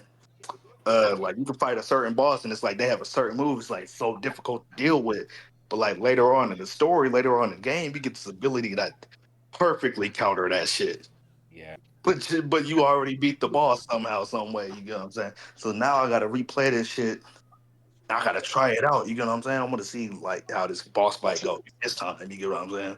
Is it still difficult now that I got the shit that I think I needed? You get what I'm saying? Yeah, so New Game Plus is add replayability. I just like beating shit up, playing Oh through yeah, with all the new abilities, all the cool shit. You know what I'm saying? All the hey, suits that you unlocked and shit. absolutely. The new drip, um, Facts. low key, from soft game, not even low key, high key from soft games are like some of the best at this. Or where like I'll beat a boss in that game and the boss is gone. The boss is dead. But I feel like I kind of just got lucky on that run. So when I Right. get the chance to run Oh, back where I enjoy fighting that boss so much, I run it back with him in the next new game plus. It's always amazing. Like I love fighting him. facts. Because I hate when that happens when you beat a boss, but it's like you don't really feel like you got that win, nigga. But it's like ain't nothing you can do. You just got to move forward. But it's like Yeah, and if I could get my hands on that nigga again, ooh, nigga. yeah. I promise you, Or I like got you figured out. Fuck. or like it's low key, this might sound kind of crazy and I don't know if it's just me, but it feels like as I'm fighting these bosses, especially of like FromSoft games or especially Elden Ring, it's I'm forming a bond with these bosses. Like I don't know what it is, but it was like, man, this nigga kind of nice. She Melania, she really beating the fuck out of me right now. Like the sword play is just immaculate. Like I feel like I miss them after I've defeated them now. Like Nah, I that's need to crazy. go back and Anime teaches you that. Anime teaches you that respect between niggas that been whooping each other ass for a minute. I ain't never yeah. respected no boss in no video game. Oh, nigga got Stockholm syndrome with the bosses, Sephiroth, the nigga. Oh only my nigga. goodness. I've Sephiroth, the never heard of only such. nigga that ever earned my respect in the video. I do not respect these nigga. Okay, so Hey, I Sephiroth guess and Melania kind of got similar swords, dog. I'm just like, I don't know about they that Nah, one. both got the wing and shit too. I don't know about that one. But to kind of add on, because I highly doubt we're gonna get into the next topic, but to kind of continue on with this one, do you think people who do platinum runs or go for platinum trophies and or achievements, however you want to proclaim it, do you think replayability to a degree comes into play with that? No. Yeah, He just walked out. I think so. I think it's a You talking about I the think it's niggas a who percentage. post that shit on YouTube? Just walked Indeed. out. I don't think replayability got nothing to do with that. I think niggas just don't get views. I think I think it's a from the percentage game. depending on the game. I think it's a percentage depending on the game. Like I think it's casual. like 30, I think it's like 30-70. 30% they enjoyed it. 70% I is know literally for the run. It's I know a lot of people who just collect platinum trophies. They bought a game, played it, they hated it, but since they bought it, they got a platinum. Like, I know a lot oh, of nah, people that's like that. crazy. Yeah, That's crazy. That's nigga, crazy. I ain't but that that see, person. but like that's an enjoyment. I mean, I feel like that's personally an enjoyment. So like they enjoy completing the game. So like even though it's complete, not enjoying the game, it's still an enjoyment in its own regard. I guess I kind Yeah, of but it doesn't speak to the replayability of the game itself. Yeah, for me, um, I think it does matter because when I replay a game or if when I try to platinum a game, I rarely platinum games, but like it's either due to two factors.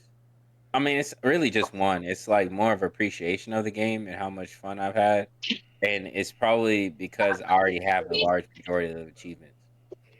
Like for instance, Elden Ring, one of those examples where like I got all the achievements for that game, but I only had to go out my way for like 3 or 4 of them, and because some of them were just getting the other endings. So like Right. that was a platinum for sure. Like I platinum Minecraft. I love that game. I didn't like I restarted sometimes, but it wasn't you something can that I platinum Minecraft. I initially. had no fucking idea. I You had can Yeah, no platinum you idea. get all anything. the trophies in I Minecraft. did not know Any you can game, platinum Minecraft. I thought that was any one of game those that has a endless trophy, games. platinum. It is, but I guess true. I guess true. It's like it's has still the trophy. trophy. Yeah, getting the trophies. You're right. You're right. I'm thinking about like full completion of a game when I think about platinum. Yeah.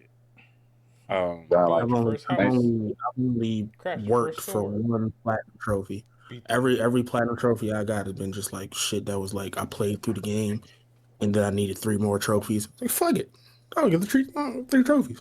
Yeah. Only game I See, actually put effort into platinum was Persona 5. I dumped like 1,500 hours into that game to platinum that shit.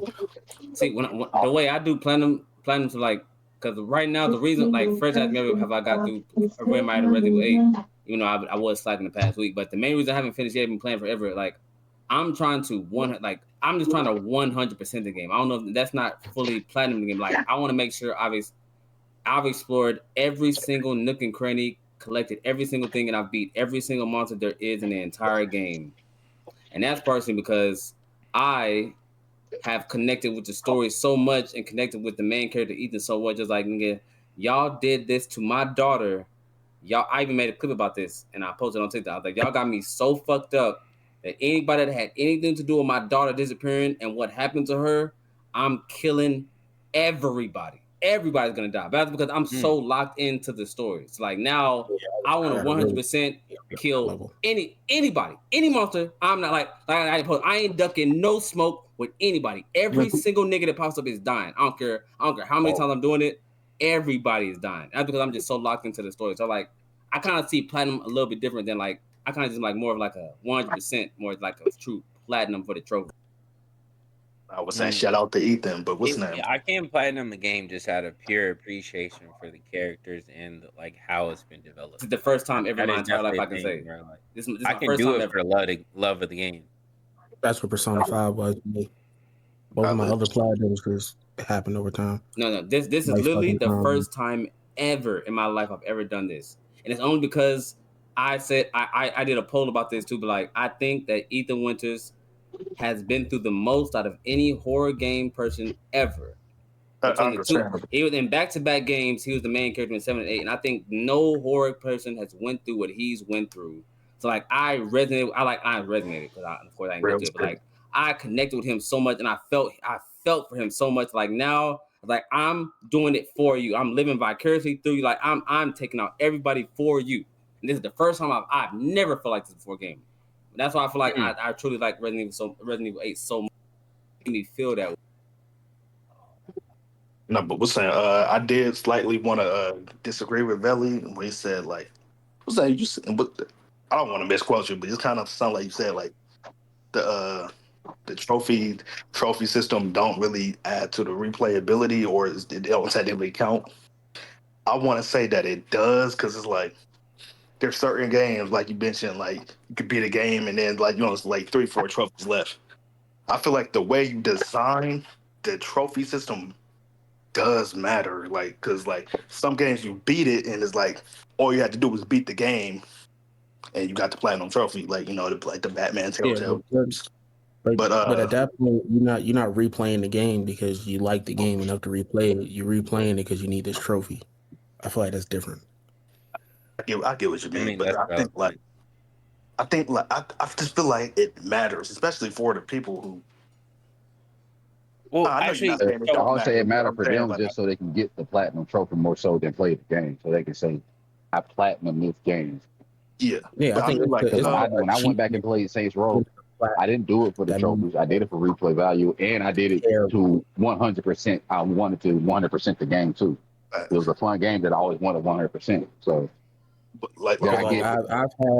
I've had friends who like got a new game, played it, and I came to them and asked them about the game. Like, it's the worst shit I ever played. Shit, dog shit. I'm like, damn, you gonna take it back? Like, no, bro, I gotta finish it. I bought it. Exactly. Well, so see, this is one thing I did want to mention. Some people do be hurt saying that too. Some people be saying that out of anger and hurt saying that because they died a few times or like shit ain't go their way. So I feel like that's real. That's real subjective. The niggas I'm talking about got through the entirety of the game and thought the shit was just horseshit. Like from the bottom of their heart, they thought it was horseshit. But they gotta get the platinum trophy because they paid for it. I understand getting your money's worth out of a game. I definitely understand that. But some niggas do it for that. But wait, though, the point I'm trying to make with appreciation. The point I'm trying to make with the trophies is like some games design the trophies to us where it's like it really lets you explore parts of the game that you didn't even know existed sometimes, and like it really leads you to like different shit you didn't even consider to do. I'm gonna use Yakuza as an example because they're known for like having difficult ass platinum trophies where you got to play like every fucking mini game. So you got to learn how. You got to literally learn how to play a whole ass Japanese card game or Baccarat. like a gambling game. You got to learn how to play mahjong. Or you got to learn how to play what's that shit? Shogi. You got to learn how to play shogi. You get a fucking platinum trophy. Shout out to You know what I'm Kamaru. saying? Shout out Like, to Kamaru. You feel me? you have to literally like. I feel like that does add to replayability. I know it's technically already in the gameplay itself, but it's not really something you consider to even do Understand it. or think about. Or you don't even know about it until you look at the trophy list and like, I want to platinum this game. What does it have? And you see that it has all these diverse ass things you can do to get that platinum trophy. So I feel like it does matter for It does. replayability. It's like say Yakuza didn't have that. You beat the game and you just get the platinum trophy. You would never even think to do all of this shit that you could do. You would never learn how to play shogi. You know what I'm saying? That's only some people. I've learned how to play all that shit and didn't care about platinum in the game. I just thought shit was fun. That's what Not I'm that. saying. I feel like if you just chasing trophies, it's not really the game being so replayable. It's just you feel the need to get the trophies. Yeah. So it's I, like he's saying I it's that more that so that like that's if you Like oh, like like okay. your no. PlayStation You your can continue. PlayStation account holding a gun to your head and telling you to play that shit again. You don't know Yeah. what people be going through, Billy. Maybe his It's like PlayStation did get 70, sentient and owned the it's gun. 70 Hey, 30. hey, hey, if If I that's what's look at going it. on, you feel me? If that's what's going on, do what you gotta do. Because if a gun was to my head, I'd do what I had to do too. I ain't mad at you, gang. I think I really do think I really do think it's like a percentage thing. I don't think it's like one or the other. I think it's percentage. I think it's like 30, Yeah. 30 70. Some people like Yeah. 40, 60. I think it's more like, even though I think it's more like 25, 75, I think it's like that. Yeah. I think it's that range of 25 to 30%. 25 to 30% because the game was enjoyable for them. You know, it's not Mhm. everybody, but that's why I get that percentage. I think it's the game was enjoyable to them. And even it may not be their favorite, it was still enjoyable enough that they're gonna, you know what I'm saying, platinum out all the way. They're gonna get it all the way up. And of course, there are people who are gonna just get their money worth, but I think that's what the percentage is lying. I think it's like 25 of people like that were enjoyable, and they just gotta get in the same five, like they just gotta do. yeah, people do be doing that. To be like, damn, this game good. Let me platinum it. That does happen. That's kind of what I did with Spider Man, but that's also because it was like what Ellie said earlier. It was like Yeah, it's it's only just like a easy. couple more It's just trophies easy. left since I'm 100% of the game already. It's only a That's how couple that's more how I trophies know. left. That's how I know Spider-Man don't got the type of replayability that I thought it had. Because after I platinumed it, I haven't touched the shit again. What's saying? I think one of the trophies you need to get is 100% in it. So like you platinum that game, it's like, Yeah, what do you I feel do me? now, nigga? Like, Damn. I I mean, hate Having a I hate master that you for say that platinum. because my next two games are Spider Man, the first Amazing Spider Man and Hogwarts Legacy, and you saying that does not make me excited for Spider Man. That scared me a little bit. It's a great first playthrough, oh, and it was a fun new game plus too. But my new game plus was fueled more by platinum in the game than pure enjoyability because unless you play new game plus on like the highest difficulty, Which I will get. it's literally just the same game again. Mhm. I'm not gonna lie. Well, here's the question I'll though. say it this way. Same. I played Spider Man 2 at least.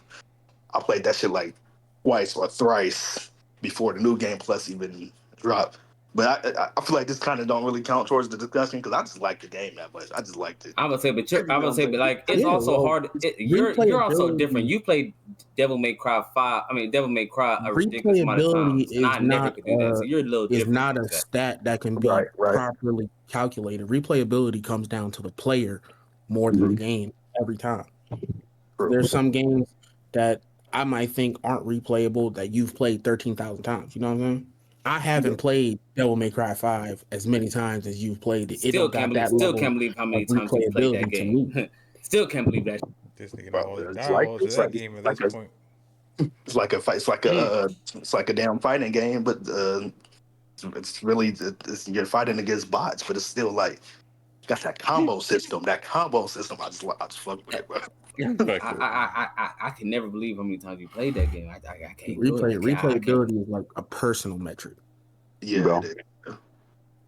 For that. Because I can Because I know there's a very small percentage of people who have played Persona 5 as many times as I played it, or Final Fantasy 15 as many times as I played that. I know I'm in the minority. That's That's after you about say real. after you say what you're gonna say, Blood. I'm gonna go after you because that's gonna be my last point on this. Actually, you should go ahead because I feel like there's it's more of a question. Okay, I'll say last thing I'm gonna say here, like when it comes to like true replay, I said about the bridging option stuff, but like besides that, even though that's my number one, I think that's the strongest. It's how invested did the story draw me in? Like with a lot of times the branching option games, which is number one, or can the game continue to challenge me to make me want to overcome the game? That's the strongest second point when it comes to replay value for me. Can the new like I played the game on harder difficulty. Okay, you gave me another difficulty on New Game Plus. Can that challenge me even with the stuff I got? Can that challenge me and keep me invested enough as a sweaty ass nigga? Can that keep me invested in the game with its difficulty? I think those besides the brand choice, that but definitely be the strongest second thing I would say when it comes to replayability. That's all I'm gonna say. Um, my point or my thing is how do you feel replayability is affected by the ability to do everything the first time? Ooh, Probably reduced, right? Wait, ask that one more time. How is replayability affected by the ability to do everything the first time? That's a situation type thing, because like in Persona 5, you can do everything on your first playthrough, but they don't present it to you that way. So like you would have to try really hard to figure out that you can do all that and have the time to do it. So in a situation like that, it's like I know I can do everything in one playthrough, but I didn't know how I could at first. But I think once again, just come down to the enjoyability of the game.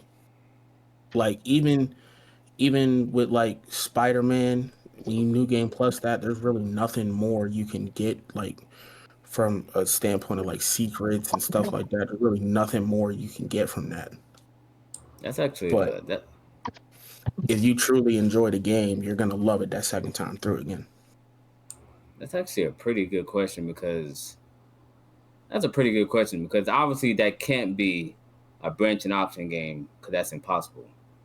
So Yeah, going into the other type of games, I feel like that goes into one the depth of the game, which goes into the saying this, the other part of that thing because I can with add to replays that I feel like I feel like there can be no true.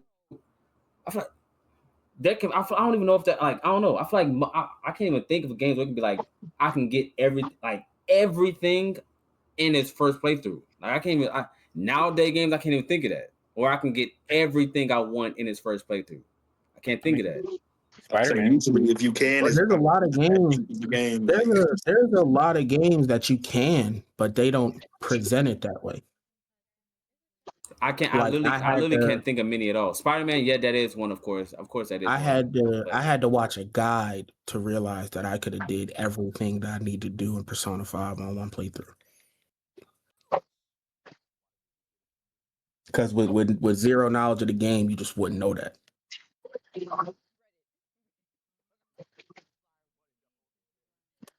That's interesting. But what's I kind of feel But in like that regard, my bad.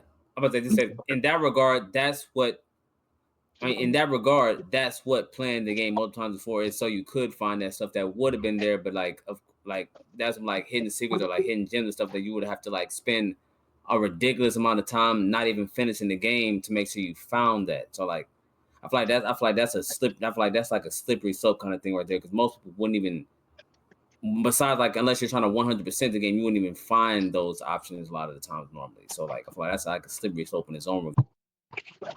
In a way, some things don't. So, for instance, would it be like maybe like Dark Souls 2 or something? It's one of those games where you can go through the map, you can get all the items, you can do all the quests, you can do everything the first time and like be good. Like I I maybe feel like be okay. Even with Dark Souls, that's a you're There putting are games in where they give you like time. a Like that's pie not like chart. that's time that you're putting in. That's time. And you're not just doing that and doing every. I feel like you're not just doing that is on a playthrough unless you're like putting in like, okay, like this is one of my favorite. This is one of my favorite things. I'm like that's like I feel like this is my first. I'm gonna do everything I can, which again goes into like I'm gonna 100% it. Yeah, you can 100% a game the first time you play it though. You can Right, do right, all the right, right. quests. Like they have the Right. charts on the That map also where they goes into can what we were tell talking you before like about 100% and also platinum in game. Like that goes into what like our previous conversations. Okay, I niggas, feel like I it's ain't gonna really lie to you. That 2 hour mark been Yeah. passed. I wouldn't be a dickhead and be like, hey, yeah. cut this conversation short, cause I know You niggas looking for? was heavily involved So in this shit. it's only played for like 10 minutes. We good. It's only played for That's like 10 ten minutes. minutes. That's 10 minutes too long for me. You know how I operate. I do 2 hours and I barely like to go over that. There's only certain occasions I'll go over that. Hey, I'll let y'all rock with that extra 10 minutes. Cool. I thought the conversation was Oh, going to end at the good 9 minute mark. Niggas still going on. So close up these points so I can end this shit. Because we still got to I'm record a saying gameplay tonight too, and I still got to finish taking out my hair. Shit. they got lots of. Go and show me your hair Hell no, nigga. What the fuck? then. You got me trying to look. You really trying to get me out here looking crazy. Hey, look. Hey. Nah, I ain't gonna do that to you. Half my head is unbraided, while the other half is braided. Trust me, it's not a good look. Telling you, I'm that's saying the you made sure you put up if you got to finish your hair. I'm saying fuck it, might as well show him. But I was like, I got you. Niggas trying to set me up for the Catch off okie on doke. three. I'm about to be someone's profile picture next. Want to watch? Just fuck around with y'all. All right, cool. So Hey, call it out. Who started? I was saying unless anybody else got anything to say or finish their points up. You know what I'm Oh, we saying? You can done? start Oh, off. I'm done. I'm I'm about to done. say, I'm done. We had a very We were just responding to Bob's last minute questions on like I already said what I. I'm Anything I good. did say that there was because well, speaking of blah, closing remarks. Yes, sir. Start us off, blah. again, happy Friday, and something I learned this week was that it's worth it. That might be sound kind of vague, but a lot of times, we go through like we do shit that we don't really want to do and we don't really feel like doing, and the only thing that can kind of keep us going is realizing that it's worth it. And facts. as crazy as and difficult as and as hard as that thing seems in that present moment in time, the shit's worth it. Go and exchange. I like that right there. I like that. As simple it is, it means a lot to certain people. It means more to certain people. I like that. All right Indeed, there, Johnny. indeed. Followed up. Hero, closing remark. Good pod, great pod. Hope you're having a happy Friday. Producer note: I did not get done with last week's pod, but I will get done with it soon. You feel me? But check out the back catalog that I'm pushing out. Shout out to Blah, because Blah has been a staple for a very long time because he's been in episodes since 5:30, and also be prepared to hear a lot of Hazy Flames, artists in the intros. You feel me? So I'm going to give y'all a preview. Baby Honcho is going to be he'll be heavily featured the first 2 months of the intro. So saying, shout out Baby Honcho. We got Heartbreak Honcho out on all streaming platforms. He is part of the G4 squad. Shout out to all G4 squad members. And like the survey says, as I point to the Family Feud board, another one for the Hazy guy. Uh, Can't wait for Dark, that. closing remark. Oh wait, did you say me? I'm assuming you said me because it's Yeah, silent. yes, Indeed. you.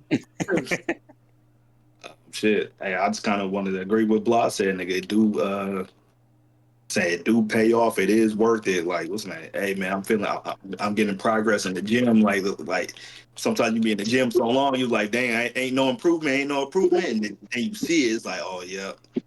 See that all that motivation that ran out, it reset. So just I guess you could apply that to everything. Like you feel the motivation running out, say just hold on a little bit longer. You're gonna see the progress. You're gonna see that it's working out, and you're gonna forget that you was ever even mad at in the first place. You're gonna forget you was ever even tired. So yeah, just keep going, man. Talk your shit, young nigga. Motivation. Talk your shit. All right. Motivation.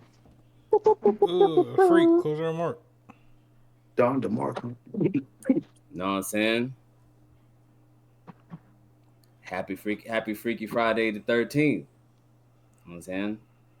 Whenever you, if you know what I'm saying, I know you ain't gonna listen to this day, you know what I'm saying, but still, happy Freaky Friday the 13th. And we appreciate you popping into the, you know what I'm saying, the video or the audio, listening all the way through, getting to this point, sending good vibes and positivity everybody's way, whether it's a start to a new week, end of an old week, whenever you listen to it, we appreciate you. You know what I'm saying? If you're trying to join that Discord, we'll be doing a lot of shit, especially getting a lot more with the group activities and different activities and such. Saying Hazy Flame Ent Indeed. Twitch channel. You know what I'm saying? That you know what I'm saying? First nick of the sea fresh is spearheading. Evening time. Or come through late night over my overnight night owl. You know what I'm saying? You come _freak, you know what I'm saying? Come I say join that Discord through mine. Again, if you ain't tapped in already, I can't even say it to self right. Hazy Flame Ent. You know what I'm saying? Indeed. Join the Twitch channel. You know what I'm saying? The new and improved. Slick _freaky, and that's with 2 C's. Chanel bag. Chanel bag. You know what I'm saying? I ain't talking about the shit that your cousin Brent carrying every week to the family function. You know what I'm saying? I was looking for more people. There's more people here. You know what I'm saying? Velly Honcho. You know what I'm saying? I didn't talk about it in multiple weeks. I don't know what week we on today. But I said it multiple times. Nobody's favorite too. Go bless is. I put his project against any other project besides Lil Wayne's. I'm saying Lil Wayne's project's the only project I'm putting above that right now. Go bless is. Go bless is. It's one of them. It's been your favorite ice captain. I bid you adieu. All right. Hood. Really, are you there?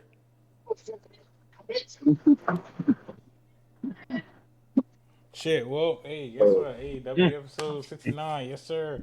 We'll be back. Next week we will be doing Anime Jeopardy. That's probably gonna be our biggest in terms of whatchamacallit, having special guests on and things of that nature. Yeah, Wow, I thought it was just us. Oh wow.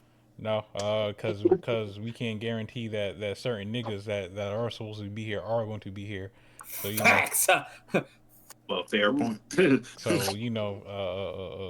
gotta outsource a bit. So yeah, it's probably gonna be our biggest when we have special guests on and things like that. I'll make sure to bother them Monday to make sure to remind them that hey, they need to be here Friday for 7:30 and things of that nature. But yeah, oh, that nigga was talking to me. My bad. Okay. Make sure to follow the good old Slick _freaky. Make sure to go follow Blaw's girlfriend. That is Shaq1661. Make sure to go follow Veli on all his musical platforms as Veli Honcho.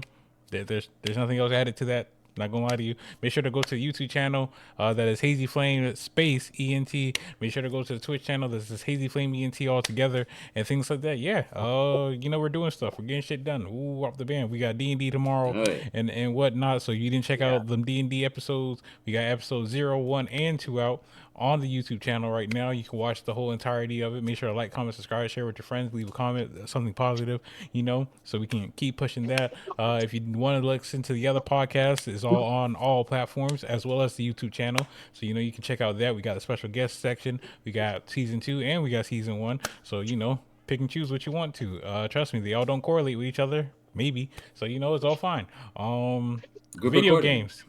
Yep. No, I was about to go ahead. I was throwing that in. Group recording. Go ahead. Video games. We got God Eater coming out tomorrow, as well as we'll be working on, but not limited to, get pushing out the Bat for Blood stuff and things like that, which we also got to record tonight.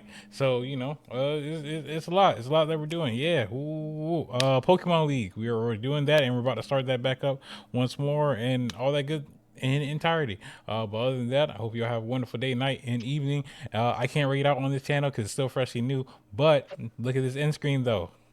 Yeah, now listen to this music.